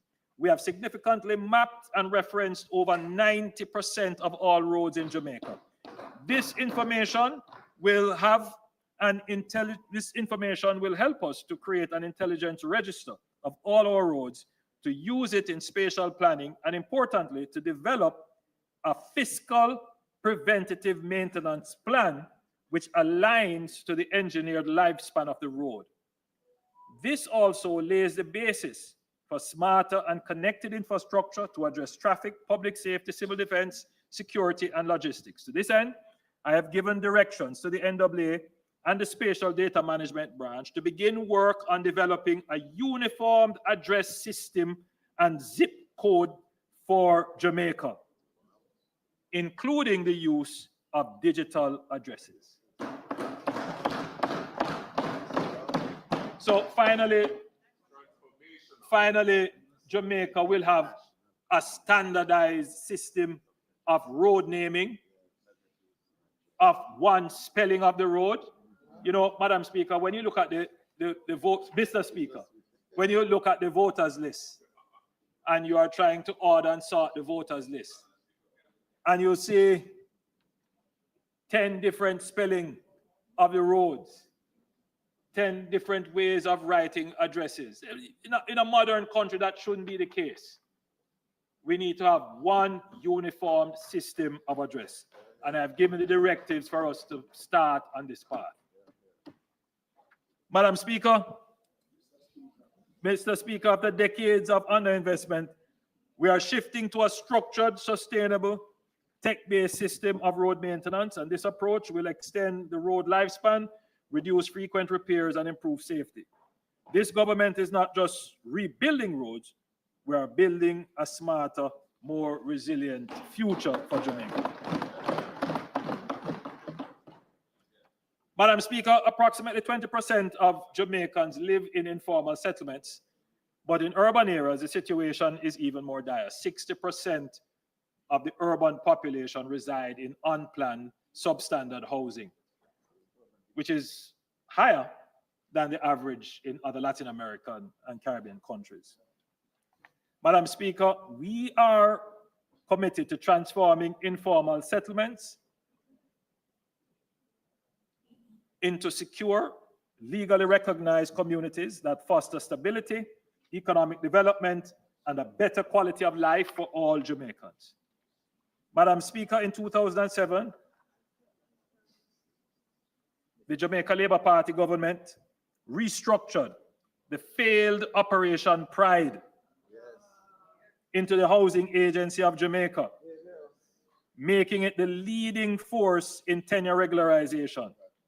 The HAJ continues to prioritize security of tenure for low and middle income earners, delivering approximately 1,000 homes across projects such as St. Paul's Lane in Kingston in my constituency, St. Catherine Estates in St. Catherine, Sandown Palms in St. Catherine, and Edmond Ridge in St. James. Additionally, the HAJ has been tasked with the upgrading of 81 informal communities, with work set to begin in Eden Park, St. Mary. To expand home ownership, the HAJ plans to implement 10,000 housing starts and 4,000 completed solutions over the next 4 years. The HAJ will also be intervening in 5 small, informal urban communities. That is, communities 5 acres or less, to upgrade their housing and infrastructure, replicating the success of the St. Paul's Lane model. We have identified communities in Almond Town, Anato Bay, Parade Gardens, Long Acres in Montego Bay, and Russia in Savannah Mar as communities to benefit from this intervention. Penwood Road has a particular challenge, which I've asked the HAJ to investigate. There is the land is lower than the road, and so there's a flooding issue, and so they have to figure out how to solve that. Madam Speaker, through systematic land titling and registration, the National Land Agency is set to deliver 12,000 titles. 12,000 titles ending this year, and they are targeting an additional 8,000 additional titles in 2025-2026. The NLA, Mr. Speaker, is well advanced in deploying a system of electronic titles. So this will transform the whole issuing of titles and the speed of issuing of titles in Jamaica. In fact, they are expecting to start by 2027, 2028. We are now ready to use systematic titling to regularize parcels in urban areas, starting with a pilot in Kingston and St. Andrew. And to support this expansion, we are increasing the number of commissioned land surveyors through an apprenticeship program at the NLA, with plans to train 33 student surveyors and equip them with modern surveying instruments. Additionally, a geospatial training center developed in partnership with the Government of Korea will enhance land survey capabilities, using advanced unmanned drones to expedite cadastral mapping and land registration. Mr. Speaker, a substantial number of communities across Jamaica have shared facilities, which necessitate shared management of expenses. There is an increasing effective demand for these types of developments as Jamaica has steadily moved towards a stable and prosperous economy. Unfortunately, as experience has shown with strata properties, these communities are plagued by numerous challenges that can only be adequately addressed by new legislation. The government has heeded the numerous cries for help, and Madam Speaker, as promised in my 2024 budget presentation, the long-awaited registration shared community bill was tabled in the House of Parliament on March 18, 2025. Commitment made, commitment kept. This act, when passed, will provide a clear legal framework to govern all new and existing communities where their proprietors own common real estate or any other facilities and amenities. Madam Speaker, I encourage property owners to review the legislation and provide any feedback where necessary to ensure it adequately addresses your needs. Mr. Speaker, beyond the regularization of existing settlements, we are also building entirely new planned settlements to provide high-quality, affordable housing for Jamaicans.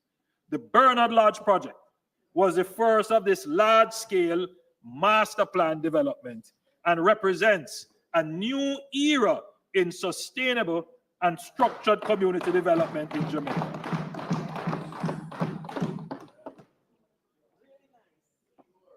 Madam Speaker, Mr. Speaker, I toured the Bernard Lodge project recently, and it looked as if it could have been anywhere in Miami. It is a whole different world over there. By integrating green spaces essential services and economic opportunities, Bernard Lodge will offer a high quality of life for its residents while serving as a model for future planned developments across Jamaica of this nature. That's in the new parish of Port.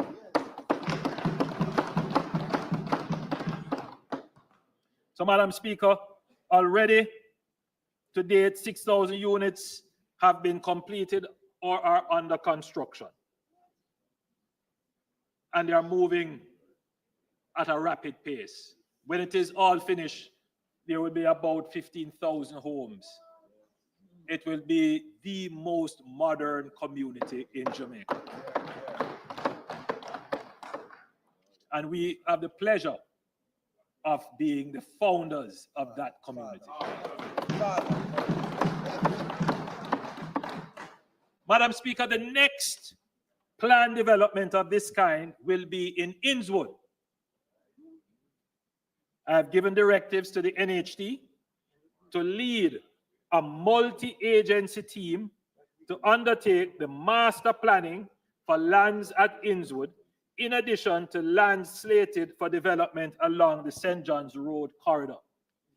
And let me say, Madam Speaker, the St. John's Road corridor is another corridor of significant traffic congestion, particularly on a weekend, because there are two large cemeteries in that area, but there are also large communities in that area. In fact, there is a community called Naysbury Grove, a community that was founded under the Operation Pride scheme, where the people were given lands. You know, it is really sad when you go there. There is no infrastructure. There is no real titling, no roads. The people have just been left there. If the objective of Pride was to give people land and give them dignity, it failed miserably.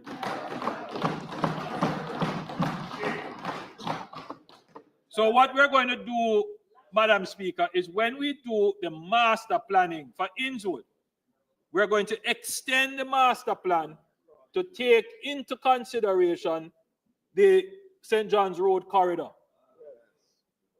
and all the lands around there, because, Madam Speaker, there is significant private sector interest in developing the land, but they have problems getting approvals because there's so much uncertainty. There is a major drainage problem in the area.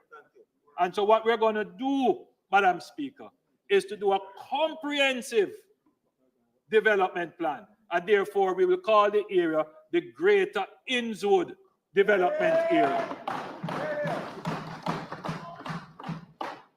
So that, Madam Speaker, will be the next Bernard Lodge. It will take about 1.5 years to do the master planning, to secure approvals, the general approvals, to mobilize resources, to treat with the necessary drainage, to deal with the roadway, and then to where we have lands to go through a process of divestment, and then to deal with common infrastructure. And Madam Speaker, I am certain that we will be creating the second most modern community in Jamaica, in Innswood.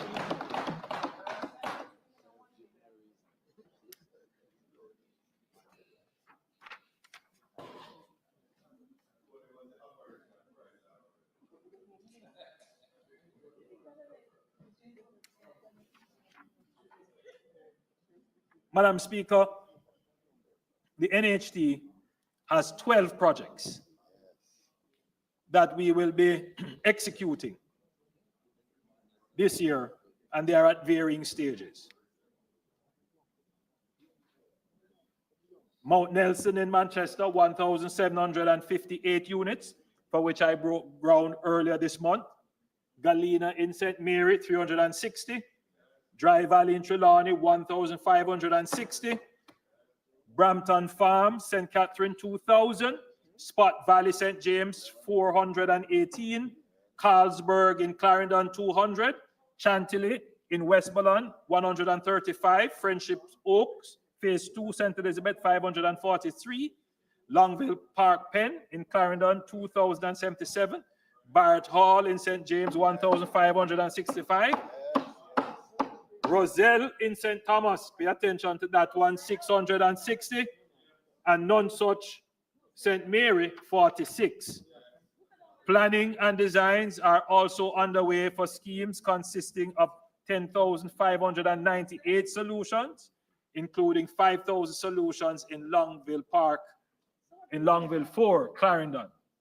Madam Speaker, the NHT will commence construction on more than 19,575 solutions across all parishes over the next 2 years and continues to acquire land for new development.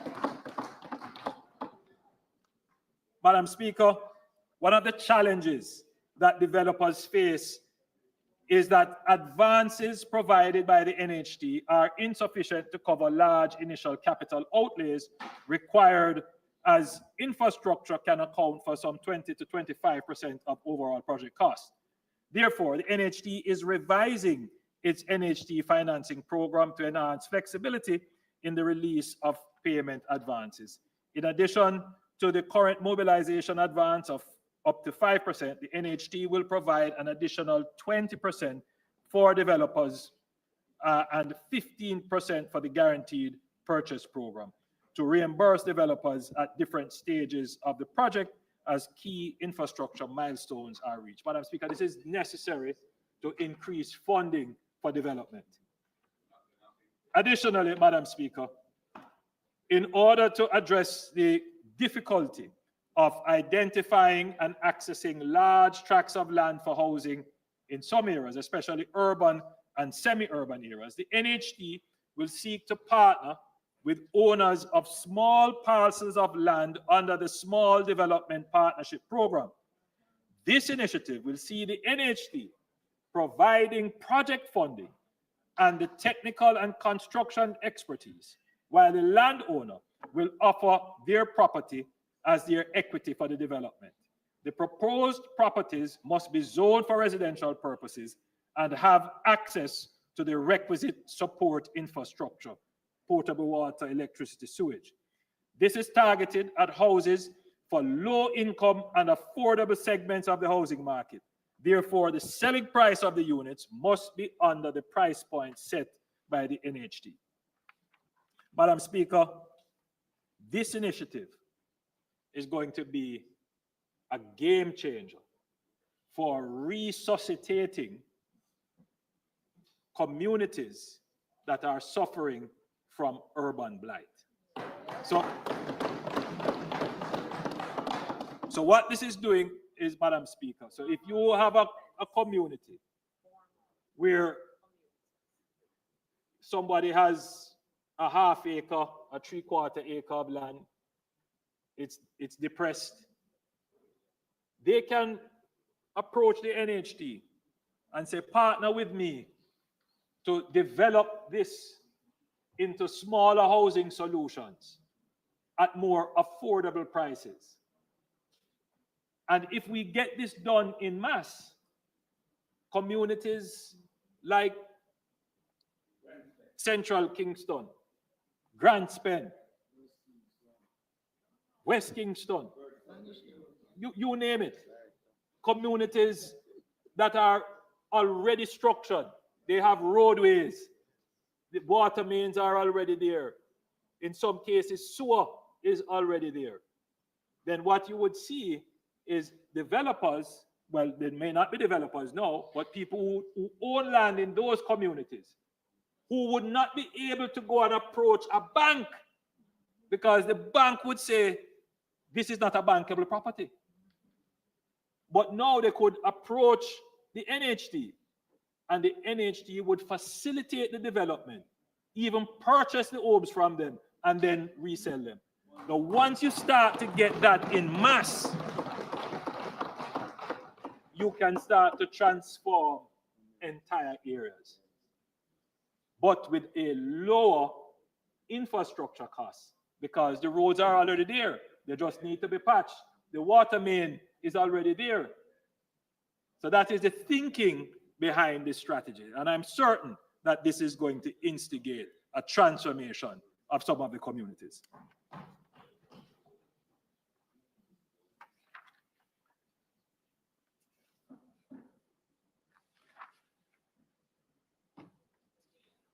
Madam Speaker, there are so many initiatives that I'm afraid I will have to skip through a few of them, but let me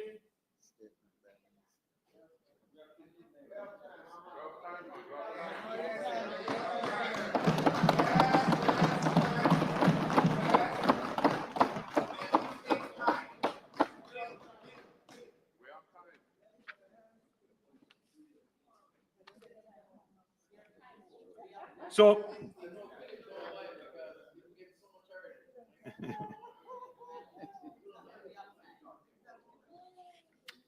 so currently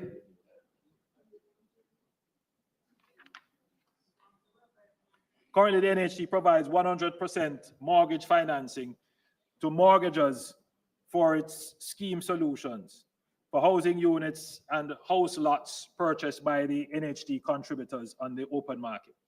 The NHT provides a maximum of 95% financing, requiring prospective mortgagors to finance the deposit of 5%. The inability to find the deposit for property figures prominently among the impediments to homeowners. Therefore, commencing July 1, 2025, for contributors who earn less than $30,000 weekly, the deposit requirement on open market loans will be reduced to 2% if the housing solution being acquired is priced at or below $14 million.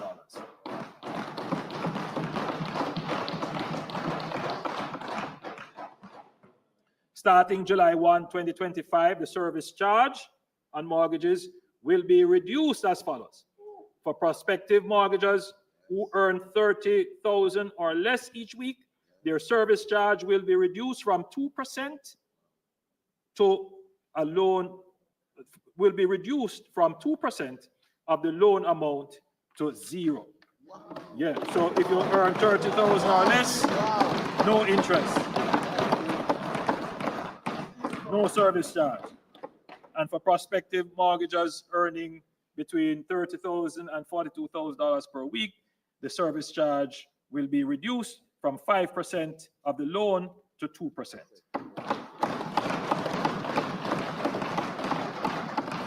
Prospective mortgagors earning $42,100 per week or $42,001 per week and above, their service charge remain at 5%.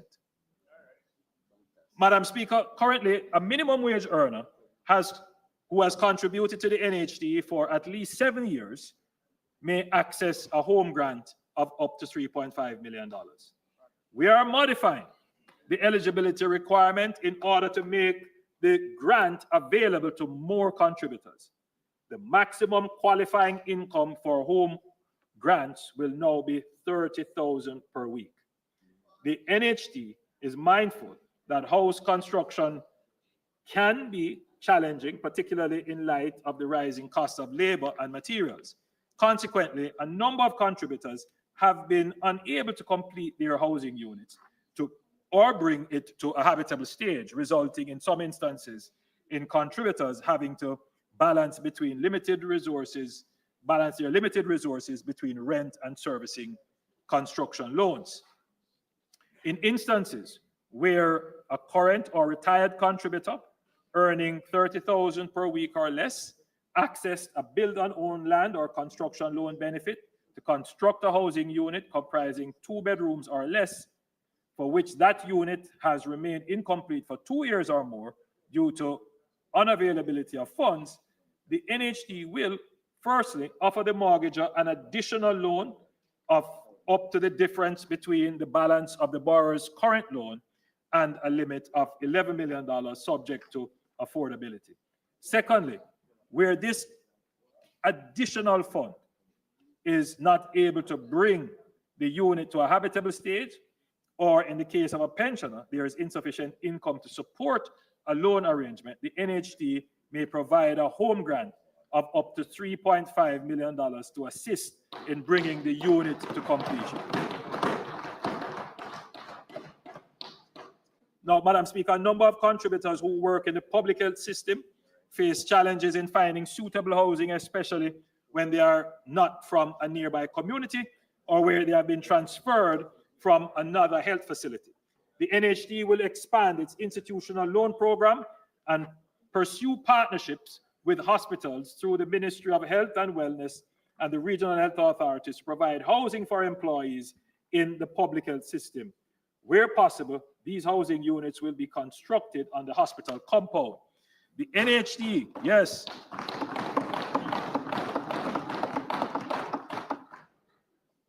The NHD has begun preliminary discussions with the University Hospital of the West Indies and one rural hospital under this program. So we're going to see some houses, Minister Tufton, finally built for our doctors and nurses.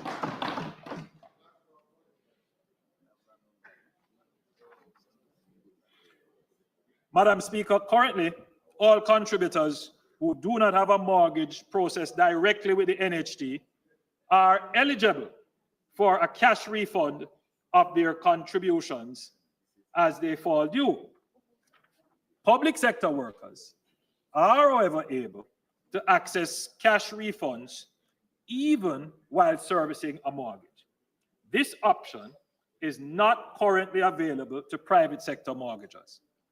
Effective July 1, 2025, private sector mortgagors will have the option of either a cash refund or the application of their refund amounts to their existing mortgage obligations, provided that the loan is free of arrears. Madam Speaker, this will be assessed on a year-by-year basis based upon the NHD's cash flow position. But this is big. This is big.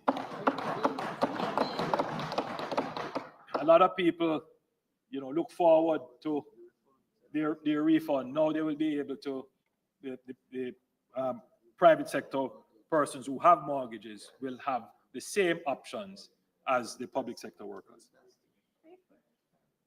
Effective July 1, 2025, the NHD will reduce the waiting time for accessing home improvement loans from 10 years to 7 years. So, yeah. So before, you would have to wait 10 years before you could get another home improvement loan. Now we have cut that, and we have increased the loan limit to 5 million from 3.5 million.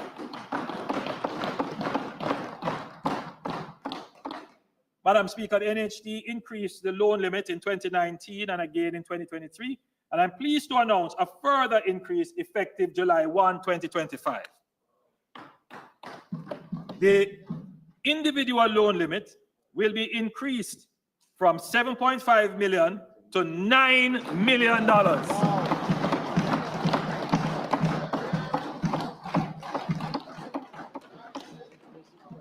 For two co-applicants, the combined maximum loan limit will be increased from $15 million to $17 million. And for three co-applicants, it will be increased from $21 million to $23 million.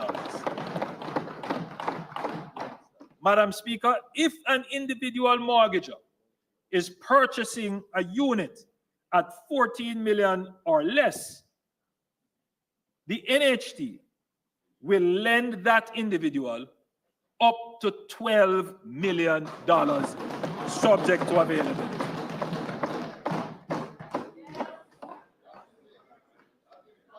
Let me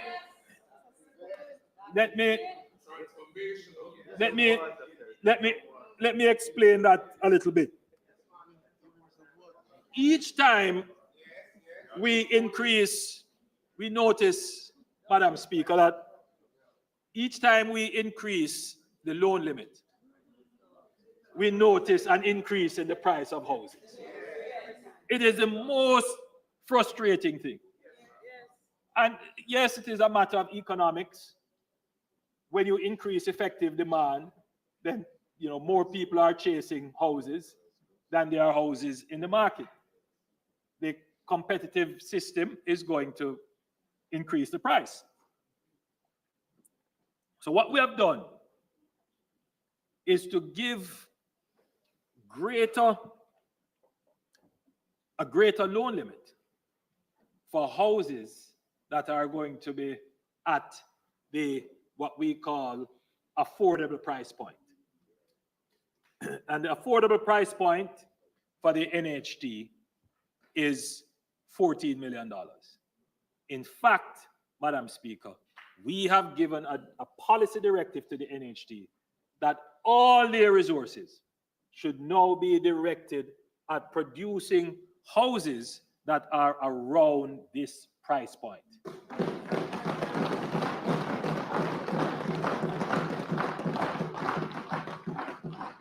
The NHT will not get involved in any new development of houses above this price point.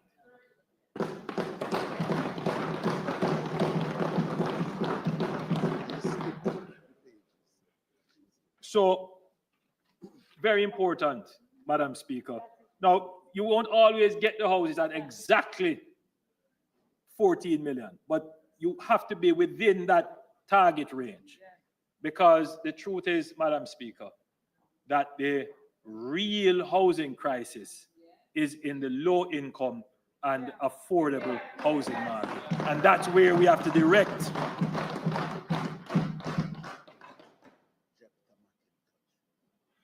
So for construction of houses just to be clear, Madam Speaker, if an individual mortgager is purchasing a unit priced at 14 million or less, the NHT will lend that individual up to $12 million. Now, also for construction of houses by individual contributors, the individual construction loan limit will be increased to $11 million. For two co-applicants, it will be $17 million, and for three, $23 million. Madam Speaker, in 2025-2026 fiscal year, the National Housing Trust will celebrate 50 years of service to the people of Jamaica. Recognizing the profound impact of Emancipation Park and Harmony Park in providing a space for recreation, wellness, and community engagement, the NHT will commemorate its 50-year milestone by developing a new park in Mandeville, the center of the island.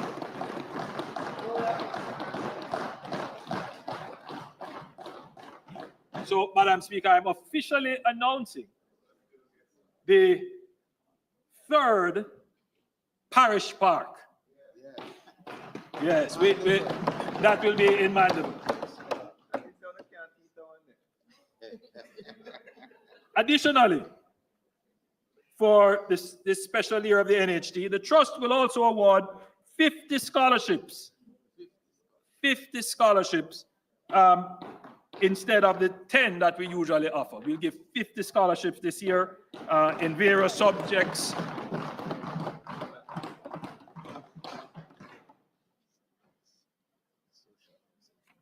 Madam Speaker, I want to turn quickly to the Factories Corporation. The Factories Corporation of Jamaica, the FCJ, continues to drive major projects that enhance productivity and capacity for economic growth across the country. The Factories Corporation of Jamaica is playing a critical role in modernizing town centers across the island. The Morant Bay Urban Center faced great skepticism from some, but now it is nearing completion. And I passed here, and it is looking really good, Madam Speaker. In fact, the demand for space there is such that they are going to be constructing an additional 2 buildings, and they have purchased lands to create a small and micro business park.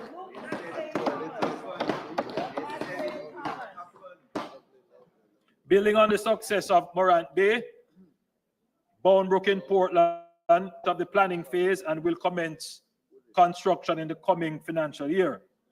Plans are advanced for similar urban centers for Negril, Nagohead, Whole Harbour, and Lucy.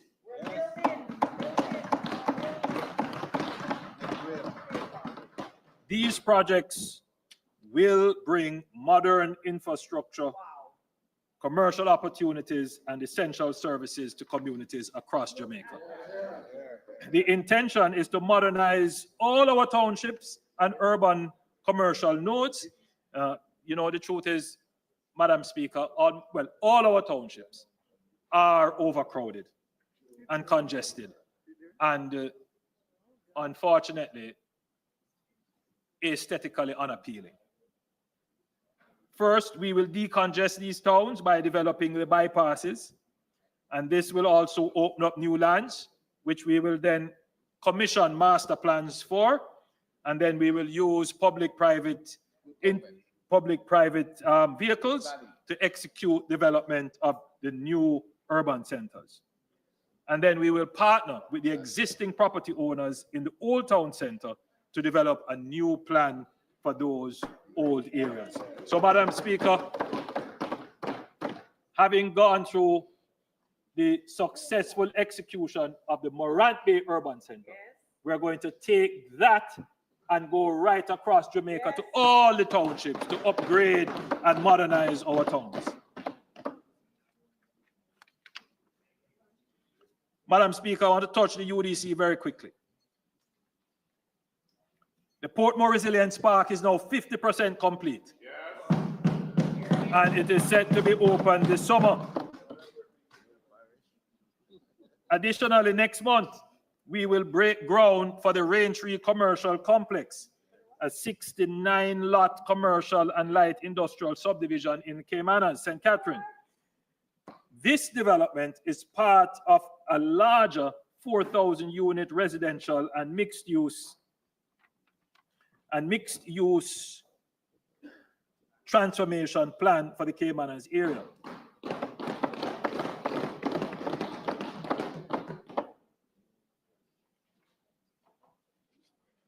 In another significant move towards urban renewal, we are expanding the Kingston Harbour Walk with support from the Caribbean Development Bank and the World Bank, ushering a new era of sustainable development in downtown Kingston and Port Royal.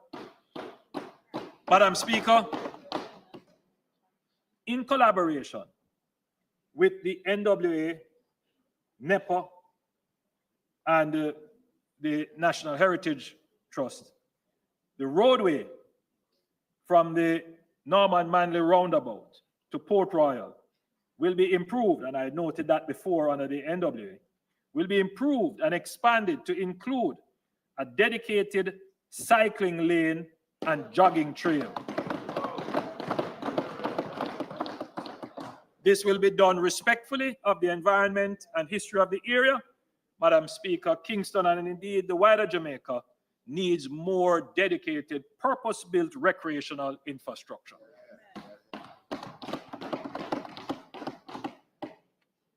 Madam Speaker, to drive urban renewal, we must modernize the Urban Renewal Tax Relief Act, which since 1995 has incentivized investments in regenerating blighted areas. While it has supported 56 projects, mostly in downtown Kingston, with a handful in Spanish Town and Montego Bay, its impact has been limited. Of the 25.8 billion in approved incentives, only 8.5 billion has been utilized. The program is set to expire in June 2026, presenting an opportunity for a more comprehensive framework to be developed. By December 2025, we will introduce new legislation to expand redevelopment zones, streamlining approvals, and enhancing incentives. Madam Speaker, we will adopt a phased approach with certain areas being designated initially. As those are developed, additional areas will be designated. In the first phase, designated areas will include downtown Kingston, central Kingston, Vineyard Town, Swallowfield, Olympic Gardens, Spanish Town Road, Caymanas, Montego Bay, Port Antonio, Lucy, Negril, and Morant Bay. These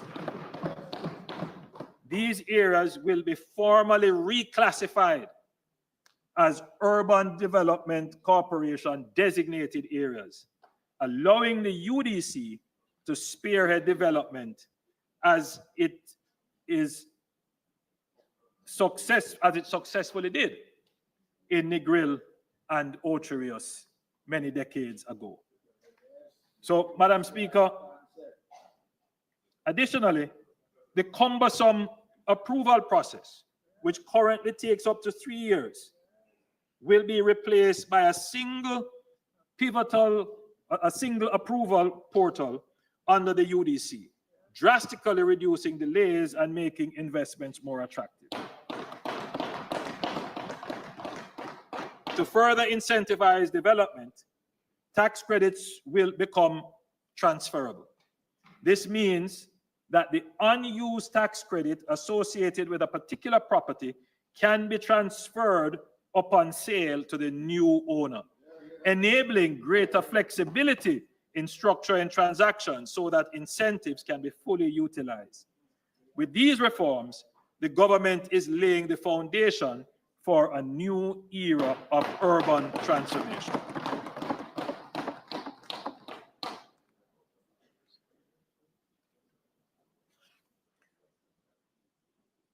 Energy.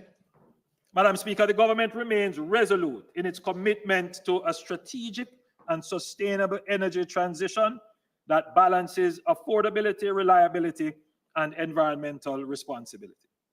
Madam Speaker, Jamaica's commitment to renewable energy development has earned global recognition in the 2024 Climate Scope Report by Bloomberg NEF. Jamaica climbed 8 places to rank 39th worldwide and 10th in the Latin American and Caribbean region. This improvement is a testament to our robust energy policies, strategic investments, and our unwavering commitment to achieving 50% renewables by 2030. To further accelerate this transition, the government has recently awarded 100 megawatts of new renewable generation capacity, which is expected to come on stream by 2027. An additional 220 megawatts of renewables with storage are scheduled to be procured in 2025 alongside JPS's replacement of 171.5 megawatts of retiring fossil fuels units using only renewables.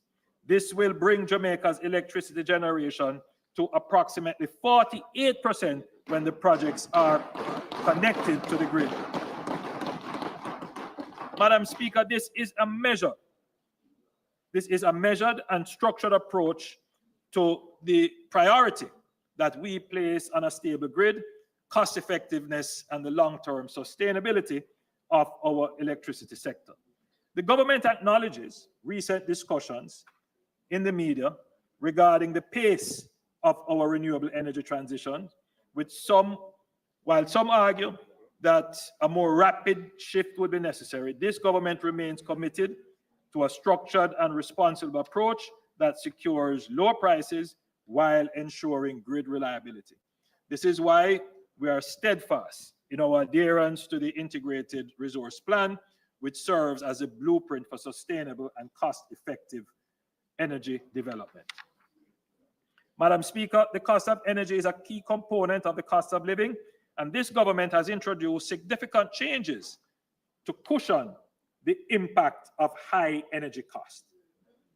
As I had announced in November 2024, and the Minister of Finance and the Public Service stated last week, the GCT on residential electricity will be reduced from 15% to 7% effective May 1, 2025.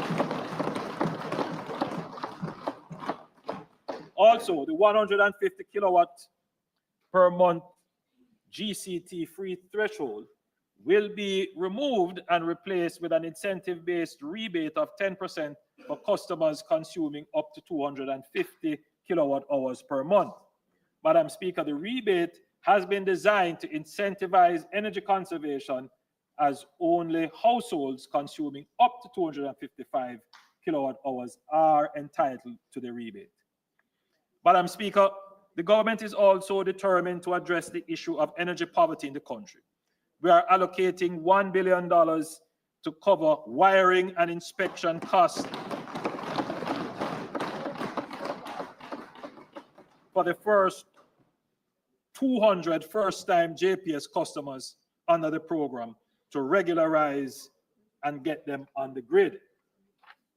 We are also exploring ways to reduce the cost of formalization, including innovative technical solutions such as ready boards complete with circuit breakers, socket outlets, and a light that could effectively form a low-cost starter pack for household wiring. So, Madam Speaker, the technology actually exists to give you a compact and ready-to-use connection to electricity.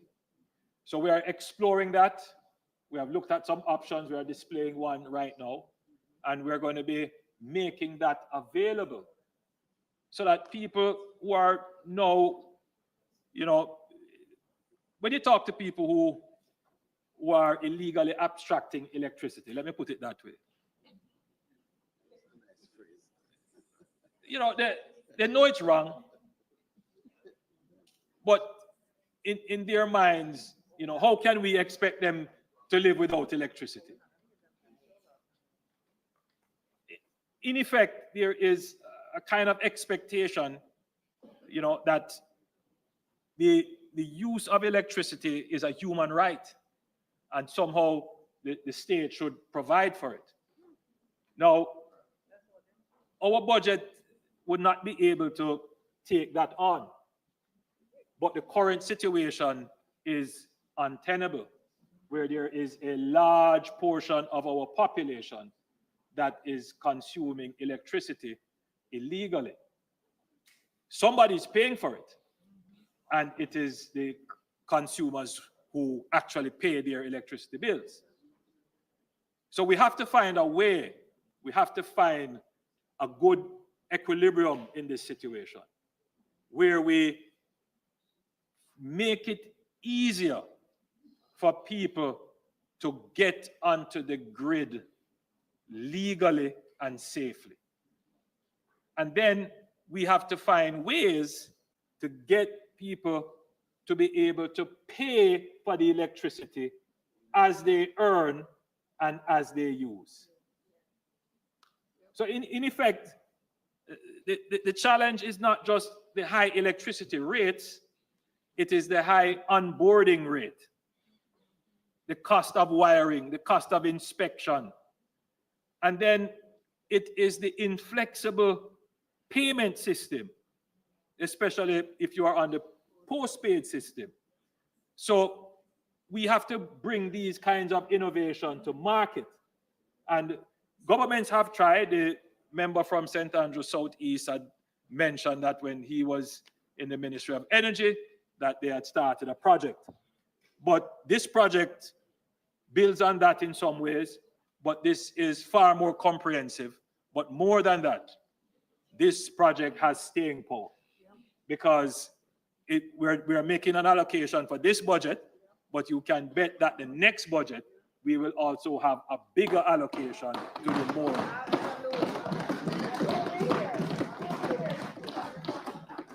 So for the first 20,000 prepaid meter installations under the program, there will be a free monthly top-up of 4,000 per month for 6 months, the cost of which will be shared 50-50 between JPSCO and the government. Madam Speaker, as Minister Vaz has already announced, the government has signaled its intention to renegotiate the license with JPS, which expires July 2027, and this is in the process of, we are in the process of engaging international experts to support it. Madam Speaker, I want to now turn very quickly to the reform of the bureaucracy to improve ease, speed, and cost of doing business. They are in Aspire. And let me say, Madam Speaker, that we are serious about reforming Jamaica's bureaucracy.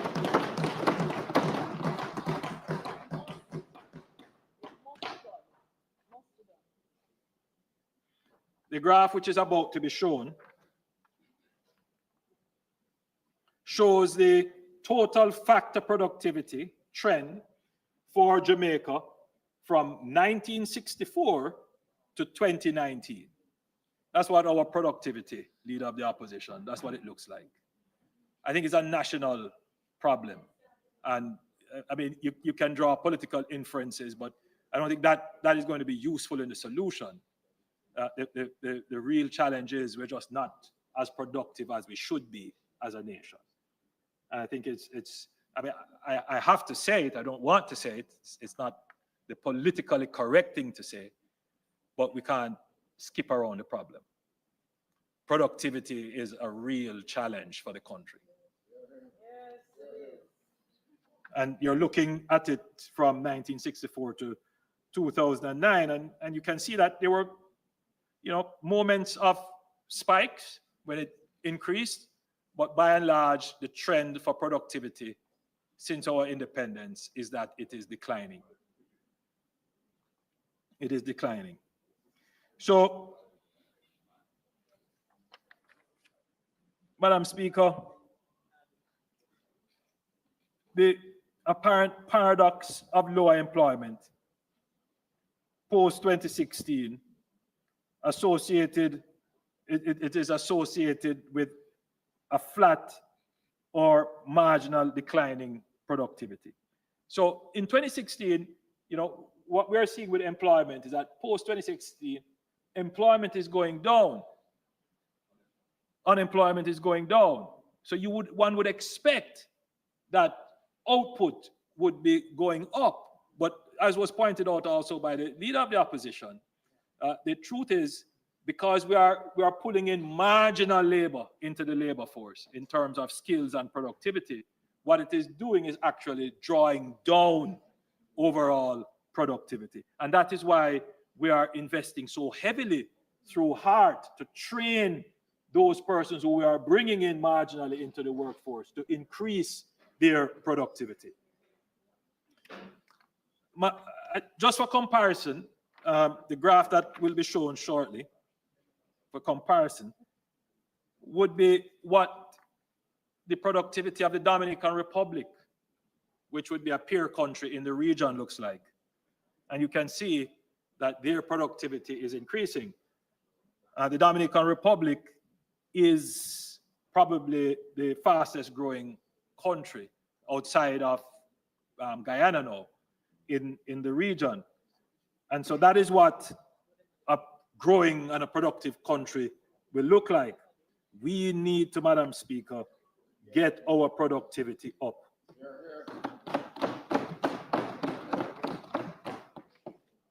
To boost productivity, we must urgently reform Jamaica's public bureaucracy. While our stringent fiscal policies have successfully reduced debt and restored stability, the same controls that curbed wasteful spending now delay approvals stall infrastructure projects, and hinder growth. These systems must be redesigned to meet today's development needs. A clear example is the Troy Bridge in Trelawney Southern, which collapsed in August 2021. Despite bipartisan support, it took nearly 3 years to clear bureaucratic hurdles before construction finally began in 2024. The delay was not due to funding or technical constraints, but to the inefficiency of our public investment and procurement processes. Jamaica must now shift from merely controlling spending to enabling strategic growth.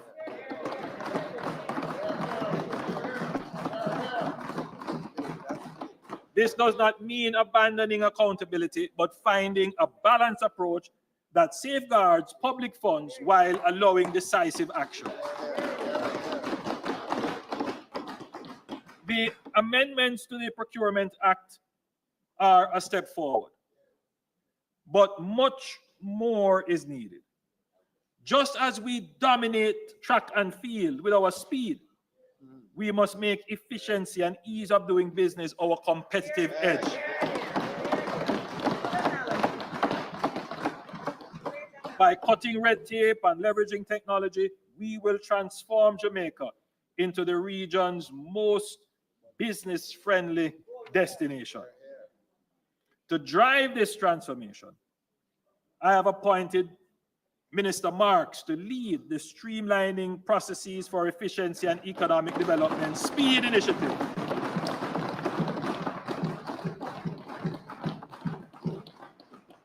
Minister Marks will oversee a comprehensive review of governance systems to eliminate inefficiencies, reduce delays, and enhance business operations.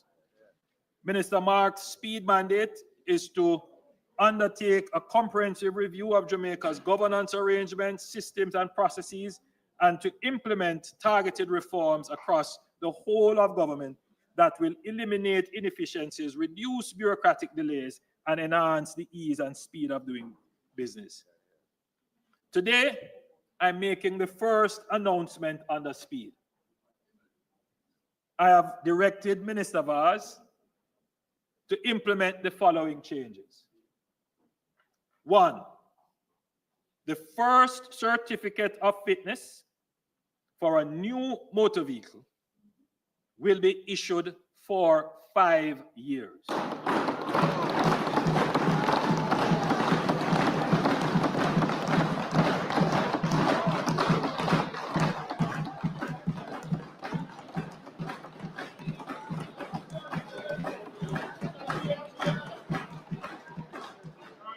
For used vehicles, 10 years or less, the validity period for certificates of fitness will be 3 years.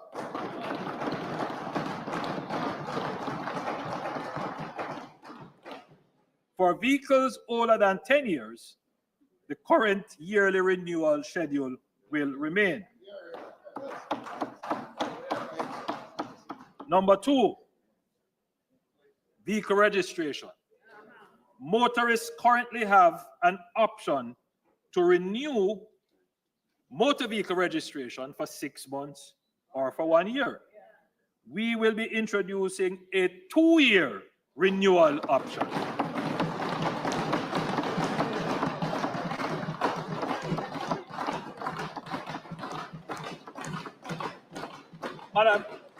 Madam Speaker, just think of the time that we will save people.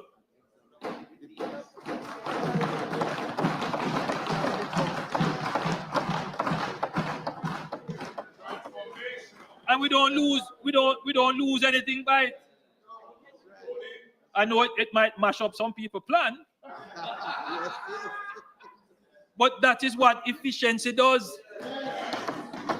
You know, Madam Speaker, there is a school of thought about how you deal with corruption. And people don't recognize that corruption and inefficiency are 2 sides of the same coin. If you really want to deal with corruption, deal with inefficiency.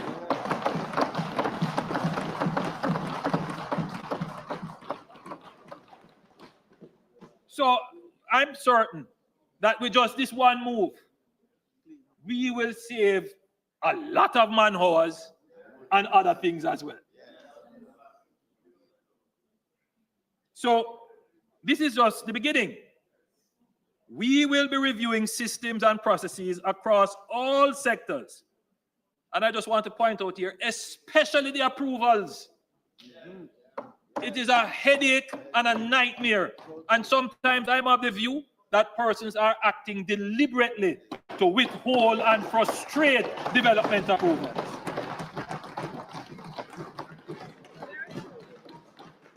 It's as if they find every single thing to withhold development. Yes. Madam Speaker, as I stand here, we're going to deal with that in a very systematic and surgical way.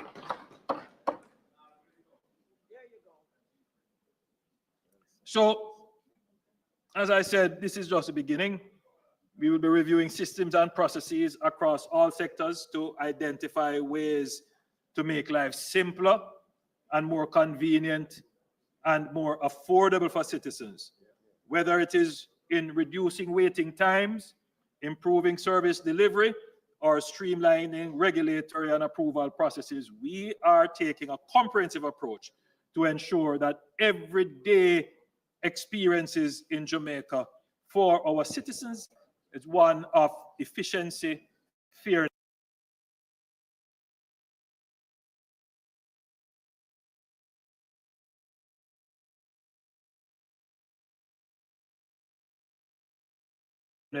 and ease.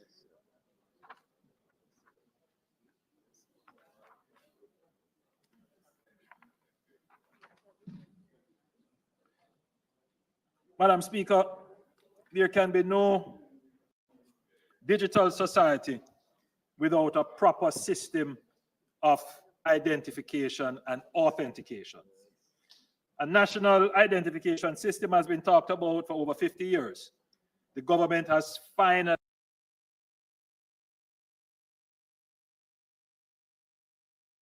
got it done. We commenced issuing Jamaica's first electronic identification cards on November 15, 2024. The next step is to develop and expand digital services that leverage this secure and reliable form of identification. With the new electronic national identification cards, citizens will be able to verify their identity securely online, eliminating the need for cumbersome paperwork and in-person visits. This will pave the way for e-government services, digital payments, and more efficient, transparent, and inclusive public sector. Madam Speaker, we are not only making life easier for our people, but also unlocking new opportunities for innovation, entrepreneurship, and economic growth. Madam Speaker, pensioners currently have to complete a proof of life form every 3 months and get it signed by a JP. I don't know how they do it. We will soon be introducing the I'm Alive app, or rather I Am Alive app, that will enable you to use your national ID, your NIDS, to complete the proof of life form from the comfort of your home in no more than 2 minutes. We have a short video, I don't know if it can be played, to give a preview of how it will work. Thank you. Tony. I want to emphasize that the I'm Alive app is just an option, and if persons choose to use the old way, fine with us, but there is now this greater convenient way which we encourage our pensioners to use. We are currently renovating and upgrading the post offices to modern post offices. So Yeah. So we're going to upgrade the post office to modern post offices and nearer service centers. And we're starting in Mandeville, Black River, Maypen, Santa Cruz, Ocho Rios, Montego Bay, Falmouth, St. Anne's Bay, Brownstones, and Spalding. The construction schedule is to be completed in the first quarter of 2025-2026, and additional locations are slated for renovation, and they are in the process of procurement. And so that will be Mona, Constant Spring, Halfway Tree, Lucy, Savannah Mar. The RGD Spanish Town, Linstead, Whole Harbour, Yallas, Morant Bay, Port Antonio, Port Maria, and Greater Portmore. These will be all areas where persons can go to get their NIDs, their national ID, as soon as they are upgraded. Madam Speaker, I want to now move quickly to the E in Aspire: economic diversification. If we are to secure Jamaica's long-term economic prosperity, we must broaden our economic base and create new engines of growth. This means catalyzing the development of new industries, ones where Jamaica possesses unique comparative and competitive advantages, and where we can carve out a niche in the global marketplace. For decades, we have spoken about untapped opportunities in emerging markets. We have recognized Jamaica's potential in areas such as shipping and logistics, digital services, agribusiness, medical tourism, creative industries, and renewable energy. However, despite the discussions, these industries have not yet scaled up into a transformative way. We are determined to take decisive actions to ensure that these opportunities materialize in a sustainable, high-value way that generates jobs, increase exports, and drive inclusive growth. Economic diversification is an imperative if we are to reduce our vulnerability to external shocks, create more dynamic and competitive economy, and provide greater opportunities for Jamaicans across all sectors of the society. We must invest in the industries of tomorrow while strengthening the foundations of today. Madam Speaker, for decades, we have spoken of the vision to make Jamaica the premier logistics hub of the Americas. We are making steady progress towards realizing this vision. Madam Speaker, the Port of Kingston is a critical element of Jamaica's vision to become a global logistics hub, leveraging our strategic location at the intersection of the north-south and east-west shipping lanes. Since July 2016, we have entered into a 30-year concession agreement for the expansion and modernization of the Kingston Container Terminal. Over US $400 million has been invested in capital improvements, equipment, and advanced geopositioning technology to bring the terminal to world levels. An additional $50 million will be invested in 2025 in two more cranes and other equipment.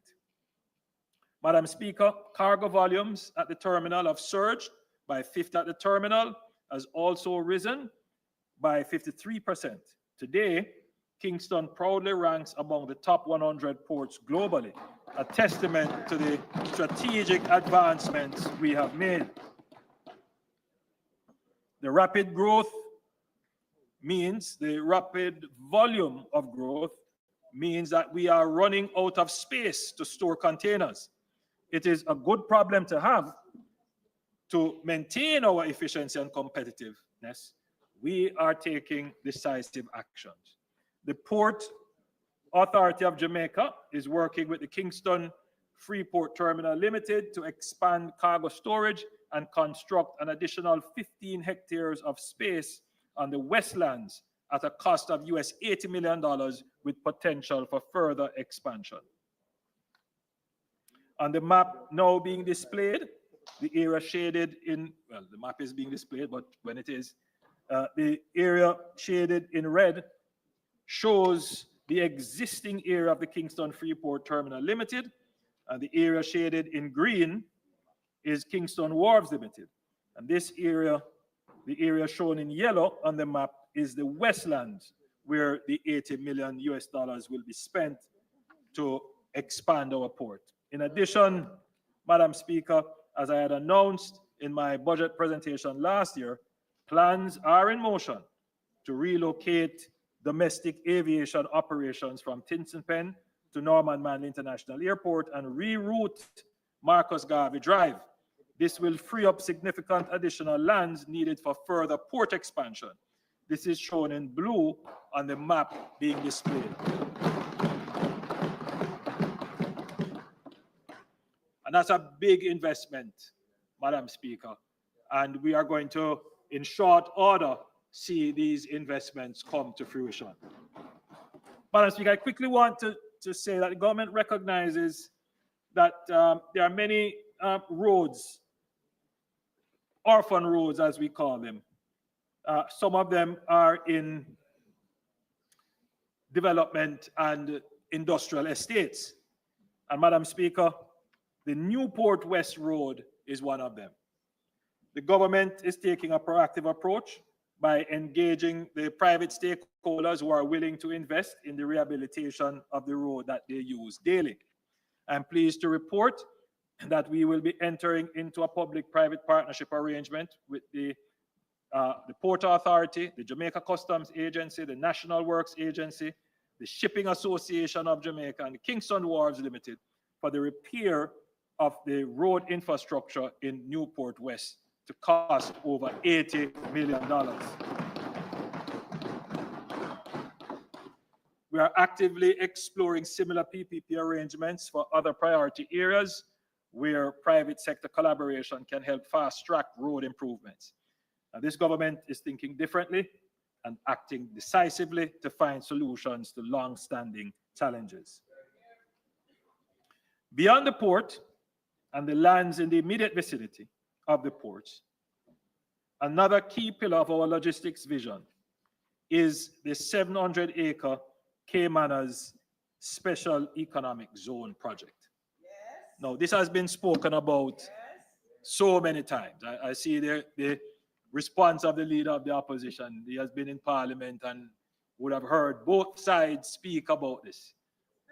And as I said, it is part of my job to deal with these legacy issues. He doesn't understand. So, Madam Speaker, this project has been talked about for decades. The government is finally making it a reality with a strategic location near the Port of Kingston and major highways.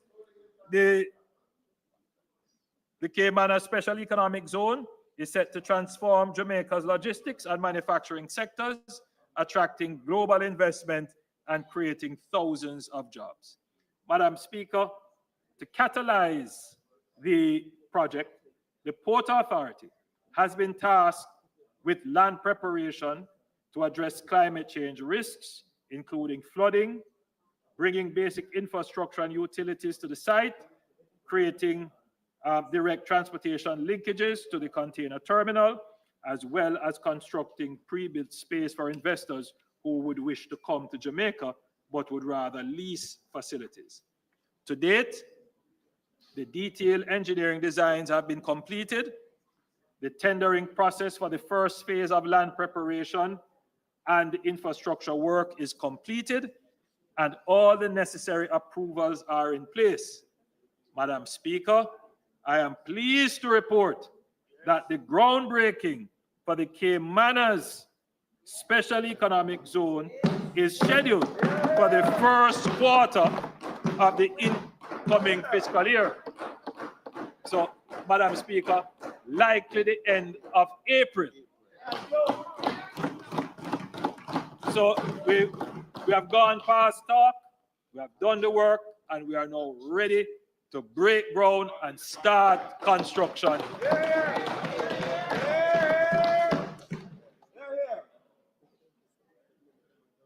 So For decades, we have talked about making Jamaica the logistics hub for the Americas. For too long, this vision remained but that, just a vision. But under this government, we are turning words into actions and plans into progress and ambition into achievements. We are not just talking about Jamaica's potential, we are unlocking it. We are building the logistics hub, creating jobs, driving investments, and securing our place in global trade. Madam Speaker, I have quite an extensive presentation here on tourism and how we're going to diversify tourism.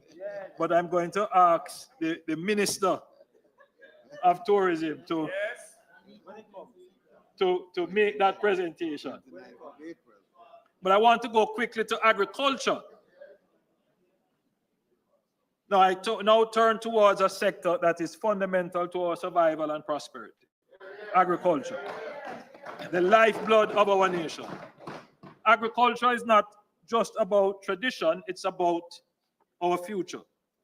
A nation that cannot feed itself cannot be truly independent. Our policy is built on 3 pillars. First, reducing the cost of food for all Jamaicans. Second, maximizing the productivity and potential of our farmers.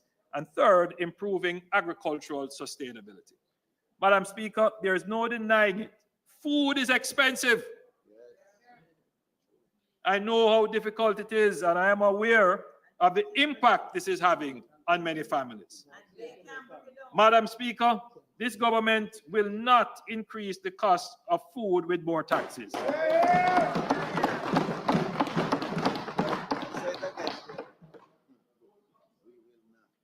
Instead, we have made strategic reviews of tariffs for food that we do not produce at competitive prices locally. A significant portion of every dollar spent on imported food would be taxes. There are import duties, stamp duties, and general consumption tax, not to mention compliance fees and environmental levy. A few months ago, the opposition spokesperson on agriculture said that he would put a little thing on food. Madam Speaker, I believe that he would do it. They did it not once, but twice. In 2007, their government introduced the environmental levy, and then in 2015, they increased it. They heap these taxes on the backs of Jamaican people, further increasing the cost of food. We'll not go back to those days.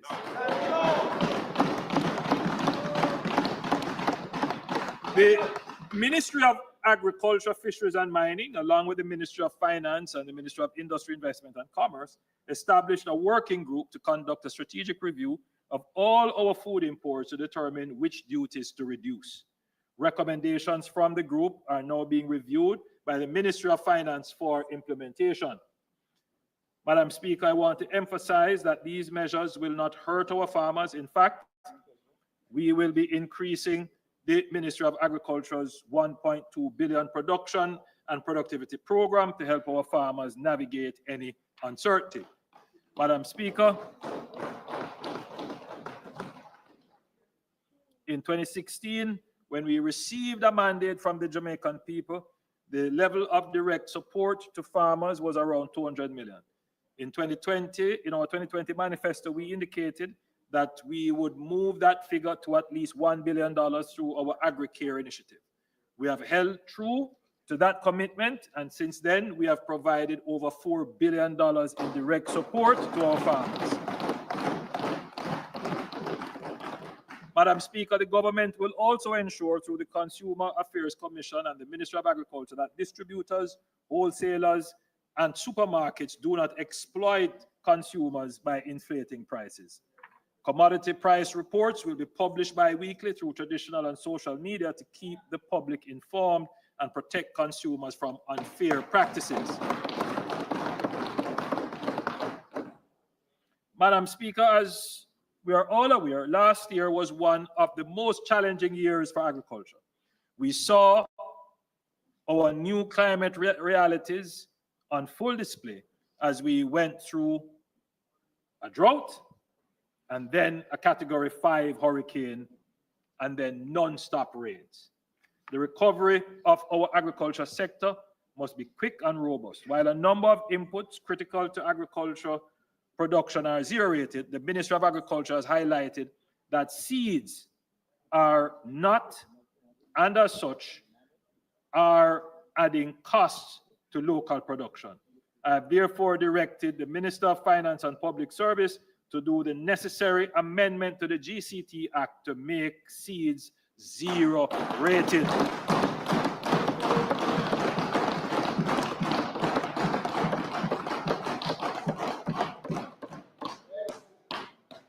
We care for our farmers. We promote food security now, and we have to increase our international competitiveness and productivity.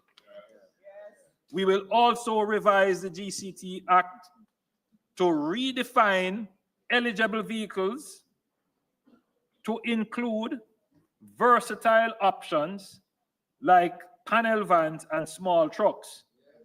These vehicles will now benefit from the existing 20% duty concession that currently applies to pickup trucks.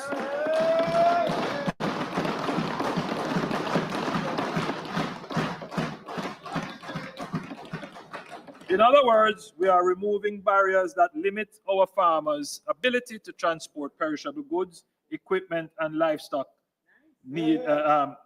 feed efficiently. You know, Madam Speaker, it's just the things that we do that make sense. So, Madam Speaker, if you look at it, a farmer can easily get a duty concession for a van, a pickup that is essentially a luxury good.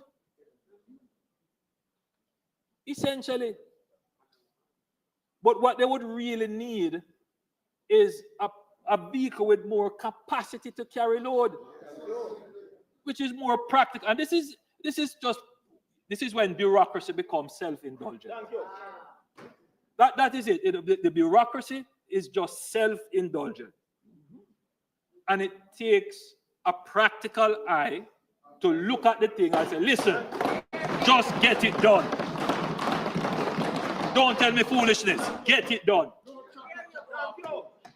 So we have to take that approach to transforming the bureaucracy. Because the practical thing is you need a small truck or a panel van. Mark, we still don't understand the British language.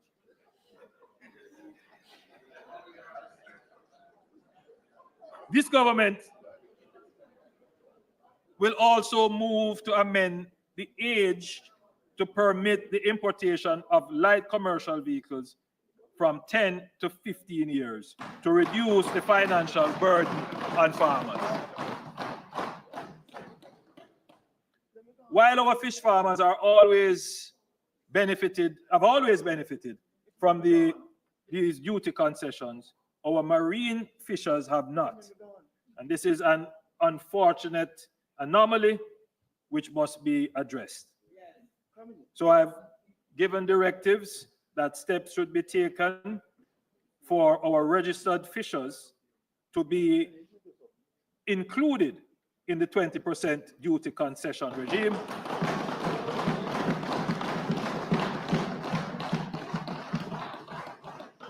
The effective date will be announced by the Minister of Finance. Madam Speaker, our farmers have faced repeated devastations from drought and storms. After such disasters, there are severe shortages and prices skyrocket. To compensate, farmers replant at the same time, resulting in an oversupply, and in turn, prices collapse. We are seeing this with tomatoes, for example. To address this, the government is expanding our cold storage capacity. Last month, we broke ground for a 124 million state-of-the-art facility in Kirkvine, Manchester. We have also started the procurement process to commence the refurbishment of the Colleyville cold storage facility. Madam Speaker, access to water has been a perennial challenge for decades, but this administration has presided over the most significant expansion of irrigation access in the history of Jamaica. I am pleased to announce that the Parnassus Agro Park, which would have benefited from the Southern Plains Agricultural Development Project, has now been completed. Over 60 farmers have been approved, and this new agro park will commence operation next month. The Southern Plain Agricultural Development Project has now benefited over 800 farms in total. Essex Valley, which would benefit over 1,000 farmers, is almost complete.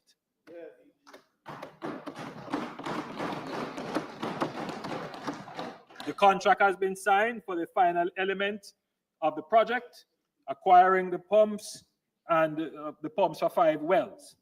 I look forward to the commissioning of the system as your Prime Minister in 2026.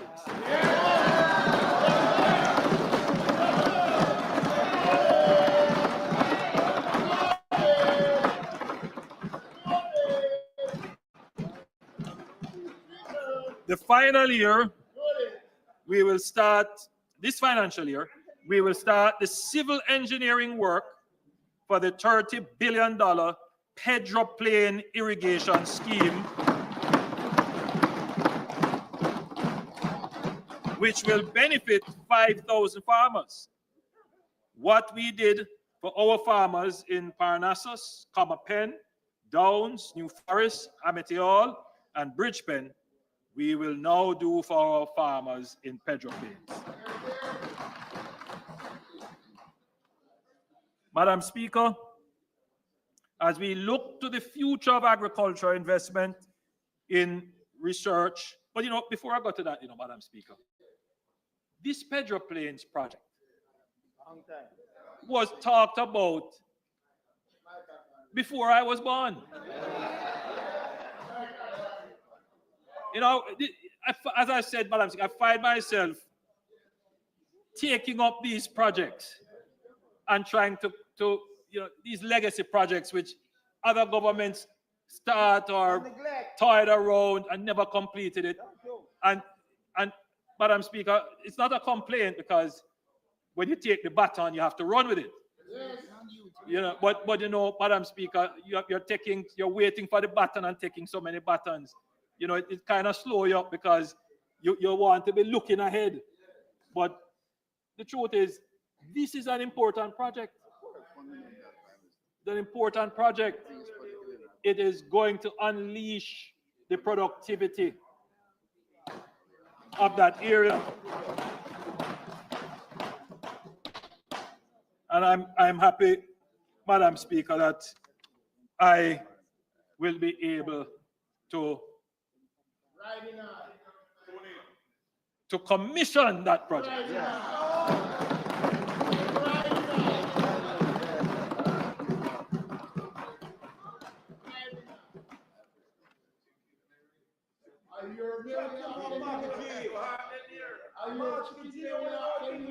Madam Speaker,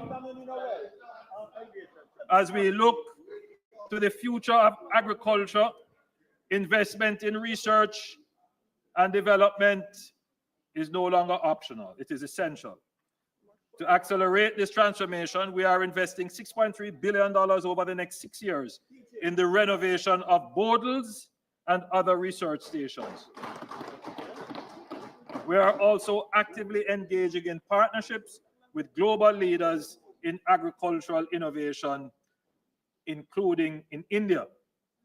Our own University of the West Indies, the College of Agricultural Science and Education, and the University of Technology will play a central role in advancing research tailored to Jamaica's unique landscape. To this end, we are converting CASE into a fully agricultural-based university. The government is also partnering with these institutions to share important scientific work, such as strategies to improve soil quality. Madam Speaker, this is a turning point. Agriculture must not be seen as an industry of hardship, but one of opportunity, investment, and national pride. We are ushering in a new era where farmers are empowered, where food prices are fair, and where Jamaica is globally competitive.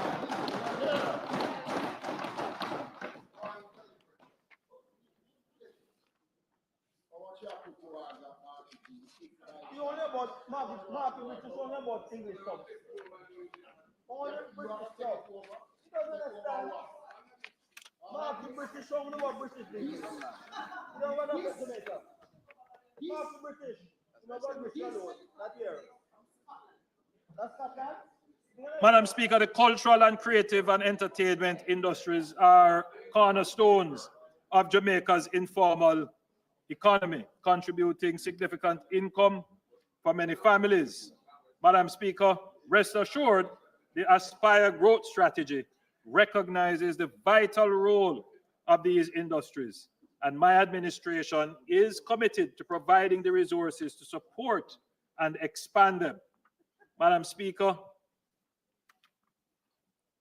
a once forgotten location, Fort Rocky, is now poised to be our first declared entertainment zone.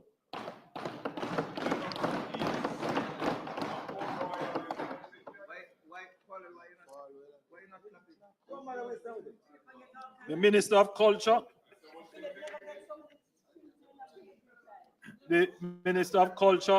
will give us more updates on some of the other initiatives that are there for the creative industries. But Madam Speaker, you will recall the launch of the $1 billion Jamaica Screen Development Initiative launched in 2024. I am pleased to announce that 406 applications were received from local filmmakers, and 259 of these met the criteria for further evaluation. In fact, 7 projects have already been awarded film festival support. A further 9 films in progress will also be awarded support to complete their filming. And just yesterday, another 51 films were selected for development funding, and evaluation for films at the production level will begin shortly. This is the start of a burgeoning film industry in Jamaica. Madam Speaker, we can attract top-tier movie productions to Jamaica. We saw that with the Bob Marley movie produced by Paramount. And for that film, over 1,800 short-term jobs were created, and US $20 million was spent in the country. JAMPRO is currently negotiating a co-production treaty with Canada, which will allow Canadian filmmakers to partner with Jamaican filmmakers to film in Jamaica. We are also pursuing similar arrangements with Nigeria, India, and South America. Madam Speaker, with sound policies and funding, we will make movies for the world based on our culture. Amen. That are produced by Jamaicans at Jamaican facilities.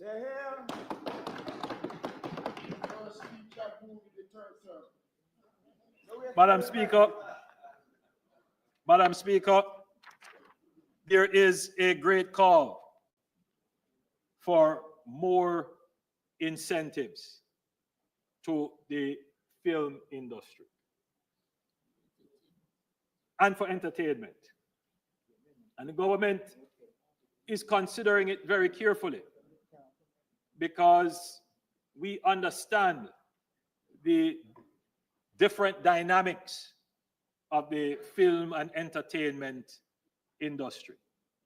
And so we are seriously reviewing our policy. We have made a commitment and we provided the $1 billion.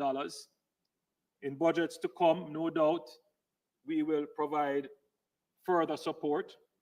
But what we have to be always careful with, Madam Speaker, is that when we provide scarce funding, we can't just allow it to be used up without tangible results coming from it. And so there is a process which can be very involved to ensure that we get value for money from the funds. But I want to say, Madam Speaker, that we see the great potential that just one big feature film can do for Destination Jamaica. So I want to give assurance to the people in the industry that the government is sympathetic, the government understands, and the government will make further allocations as they are possible given our fiscal situation.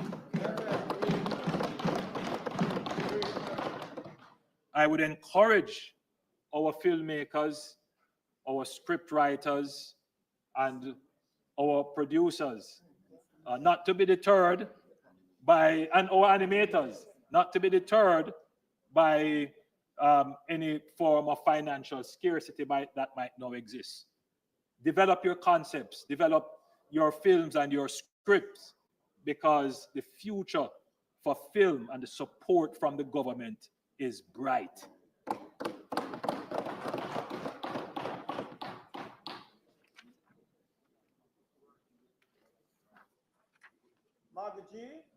Madam Speaker, this government is committed to ensuring that no Jamaican is left behind.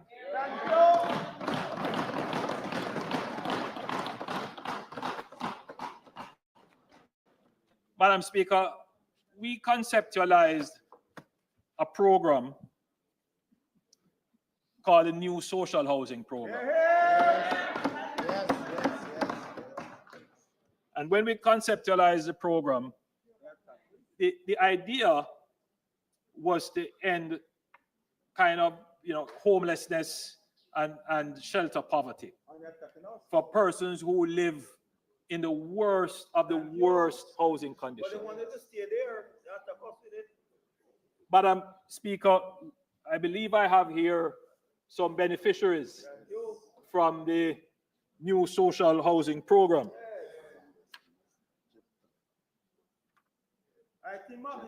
We have Mr. Jeffter McIntosh from Westmoreland.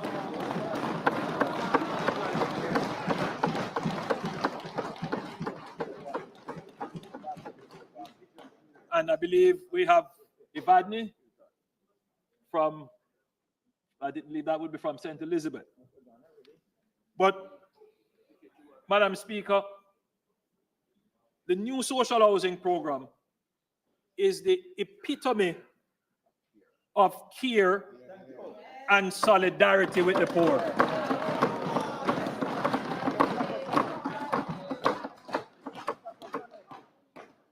The criticism that it is one house, I don't mind. Every week, I'm doing 3, 4, 5, 6, because the question must be asked, how many did they do?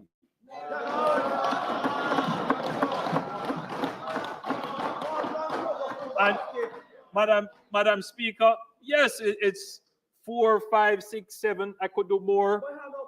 But the thing is, Madam Speaker, there is now a system in place. There is now a process. And every week, we are delivering and handing over a house.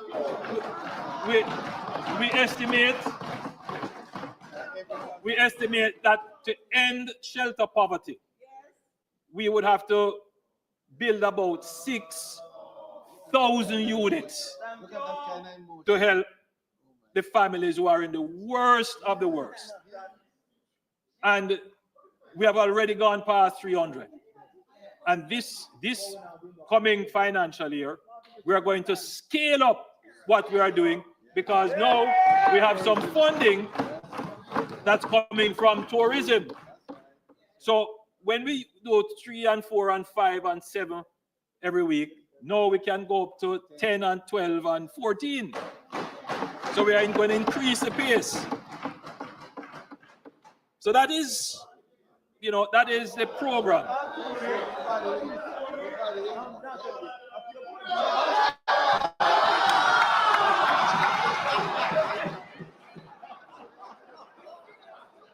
So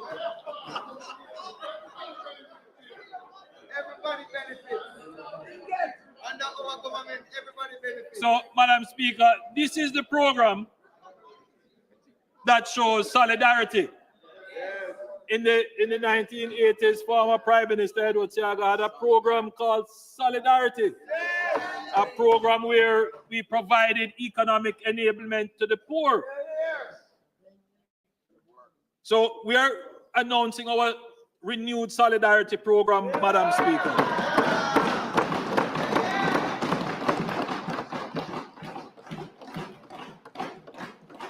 As we continue our mission to build a stronger and more inclusive Jamaica, we recognize that many of our citizens are in need, but do not benefit from any existing government program. To address this, we are introducing the $1 billion Solidarity Program.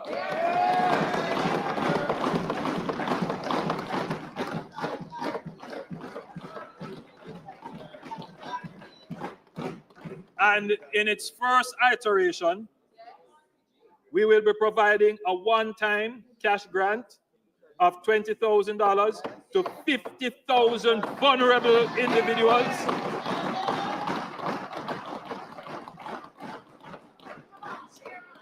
who are not enrolled in PATH, social pension, NIS, or the reverse income tax credit. So even Jamaicans who are not attached to anything, the state has compassion for you. The state is concerned about your welfare.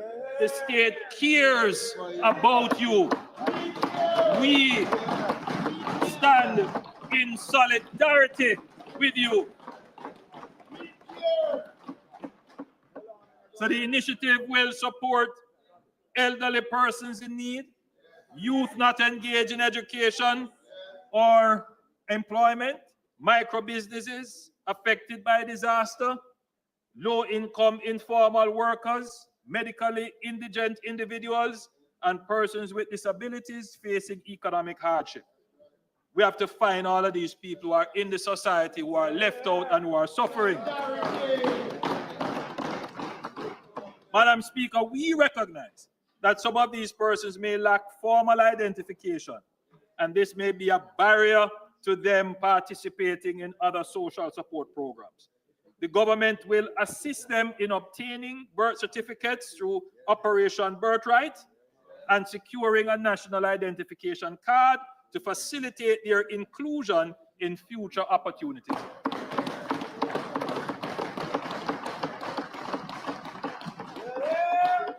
So we are proposing the online portal that was used for the CARE program during the pandemic, and applications will be made through this portal.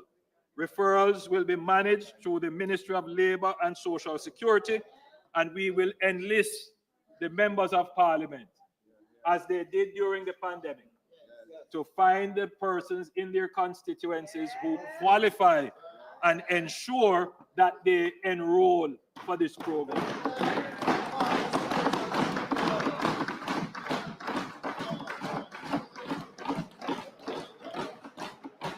Madam Speaker, so the Solidarity Program would be the first expression of the care, but we want to continue to care for them. So we want them to be identified and registered with the state. So if there are an elderly person, they don't have not registered on the pension program, bring them onto this. If they could qualify for the PATH program, we start to investigate their case. If they're a young person and they're not attached to any training program, we get them onto a training program.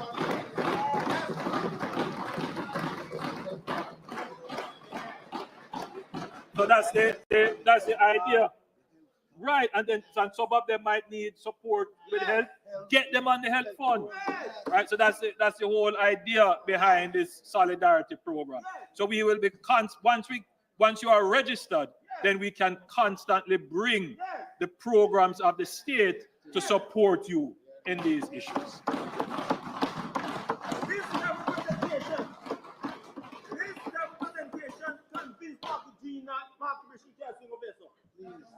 Madam Speaker,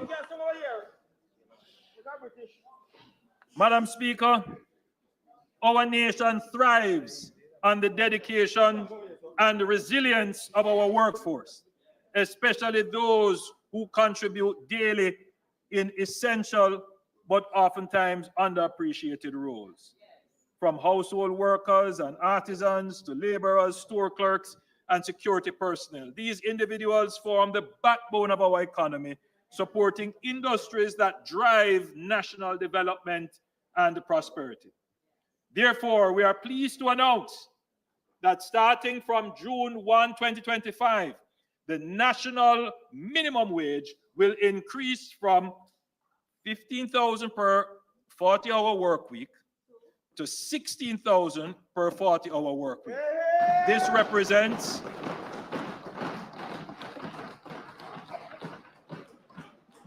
a 6.7% increase, reinforcing our commitment to improving the livelihoods of our lowest paid workers while ensuring economic stability.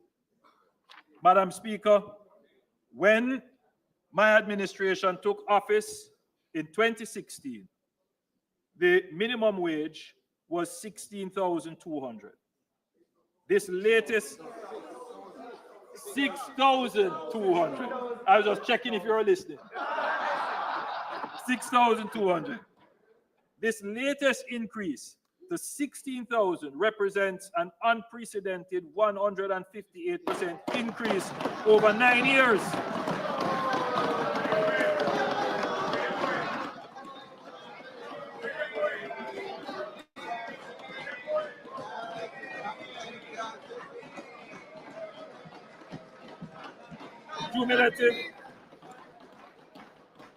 Cumulative inflation over that period remains well below this rate, and even in the United States dollars. This adjustment represents significant real growth in earnings for minimum wage workers. The government remains committed to creating prosperity for Jamaica and Jamaicans, and we are proud to share these gains with all. This government remains committed to supporting our hardworking citizens, ensuring fair wages, and improving living standards for all Jamaicans as we move forward together towards a more prosperous future. My fellow Jamaicans, in just a decade, we have transformed Jamaica from the brink of economic collapse into the strongest economy since our independence. We have conquered the challenges of macroeconomic stability and debt reduction. Hard-fought victories that have freed us from the cycle of crisis after crisis. It is now time for us to build on the strong foundation that we have created to focus on generating robust growth that will deliver more opportunities for all Jamaicans to pursue their God-given talent and fulfill their dreams and aspirations. We are ready to move Jamaica to the next chapter, which is about accelerating growth for peace, productivity, and prosperity. It means that the mother working tirelessly to provide for her children can look forward to great opportunities and a better quality of life. It means that the young entrepreneur with big dreams will find the support to turn ideas into success. It means that every citizen, whether in the hills of St. Thomas, the streets of Kingston, or the fields of St. Elizabeth, will feel the impact of a government that is working for them. This next chapter is about building a Jamaica where hard work is rewarded, where dreams are nurtured, and where prosperity is not just for the few, but for all. The next chapter will not unfold overnight. Just as it took years of discipline and sacrifice to secure our economic stability, achieving true economic independence and sustained growth will require continued focus, effort, and an unwavering commitment to national progress.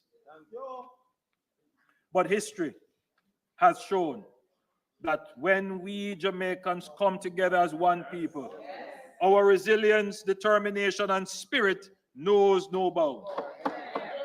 Madam Speaker, this government has never been about empty promises or mere talk. We have an unmatched track record of performance and results.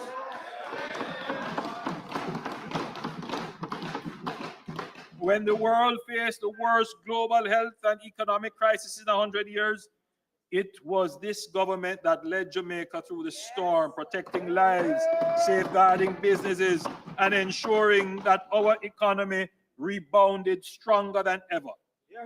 While many nations are still struggling, Jamaica stands strong. With record low unemployment, the lowest debt in 50 years, robust reserves, and stable, resilient economy that is delivering for the people. Madam Speaker, while others are talking, this government has been working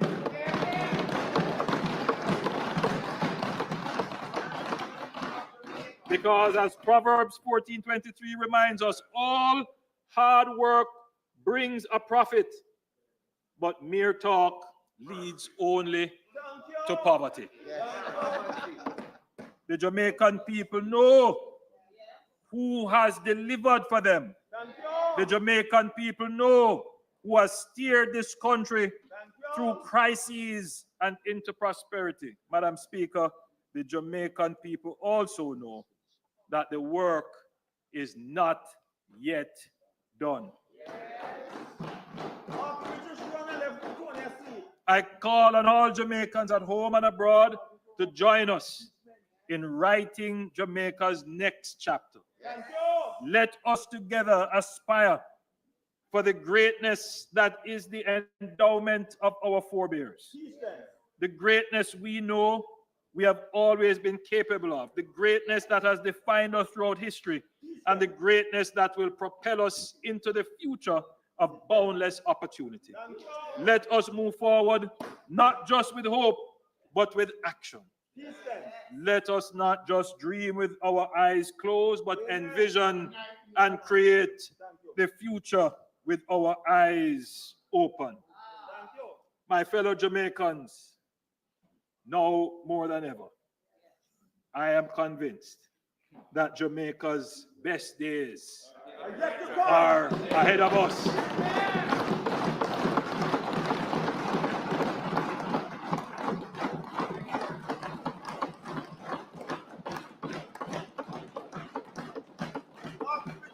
My fellow Jamaicans, this is a year of decision. This is a year when you will be called upon to make a choice. For the first time, a prospectus has been placed before you, not a manifesto, not a promise of what we intend to do, but a prospectus, a dissertation of what we have done.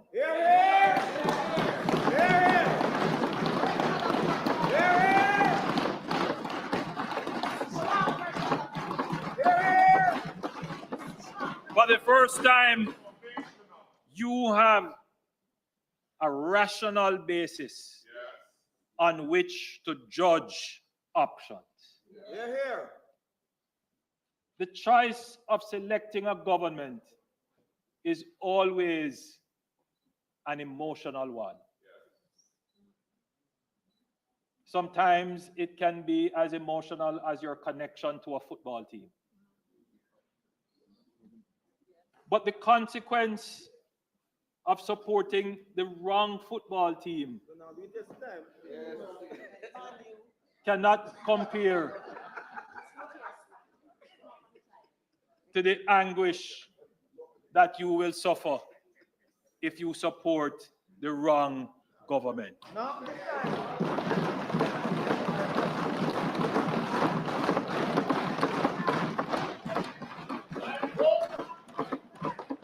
I have stood in this parliament and I have given the history lesson of Jamaica's economic experience. I have given you the information on which you can make your rational decisions. I urge every Jamaican in this year of decision to choose wisely, choose rationally. I urge you as I close, choose Jamaica.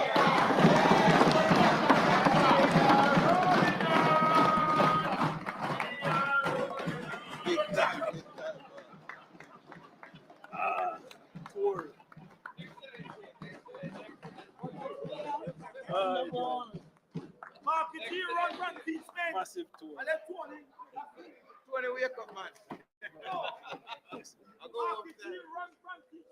I left Tony asleep. No, Mark the British rather. Mark the British run. I left Tony asleep.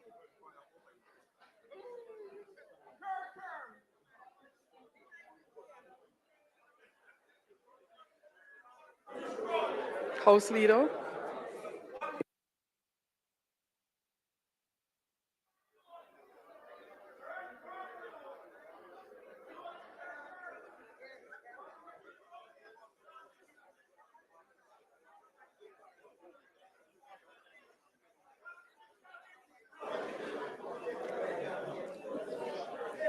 House Leader, please turn your mic on. House Leader. House Leader, please turn your mic on. Turn your mic on. Just turn on your mic.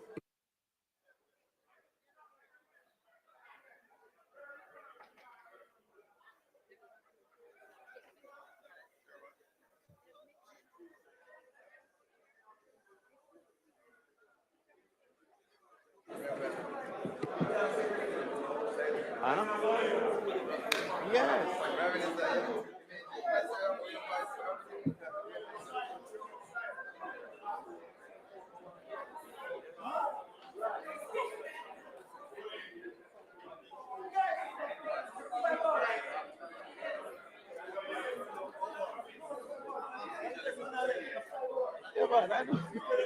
Okay, colleagues,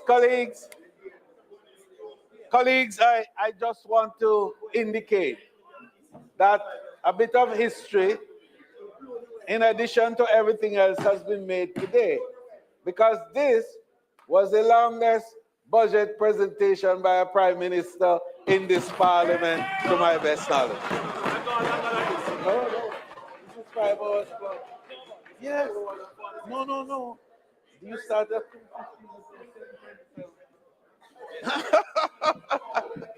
But indeed, members, it's not the length of the presentation, but it's the substance of the contribution.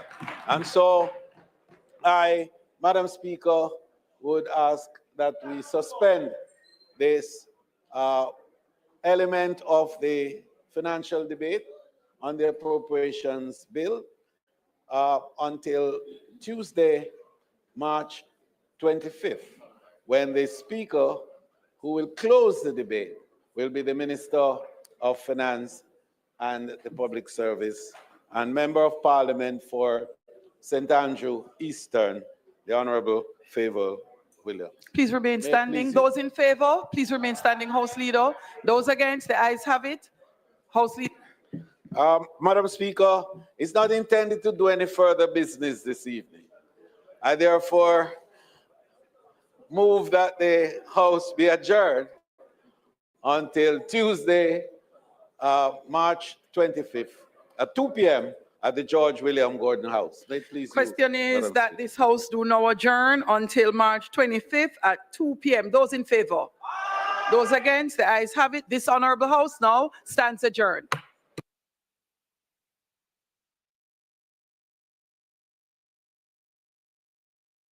Jamaica, good management of your tax dollars has enabled me to achieve this and many more. This has really been a life-changing experience for me and my family. And I have so much thanks to give to this country. This is really joy for me. I am glad for this. And I can't say how much I thank Jamaica, because this is all done by Jamaica. Honorable Prime Minister, you are giving us, this family, a chance to enhance our standard of living. We thank you. This is a worthy cause. Where I'm coming from, to see where I've reached. To God be the glory. Great things He has done.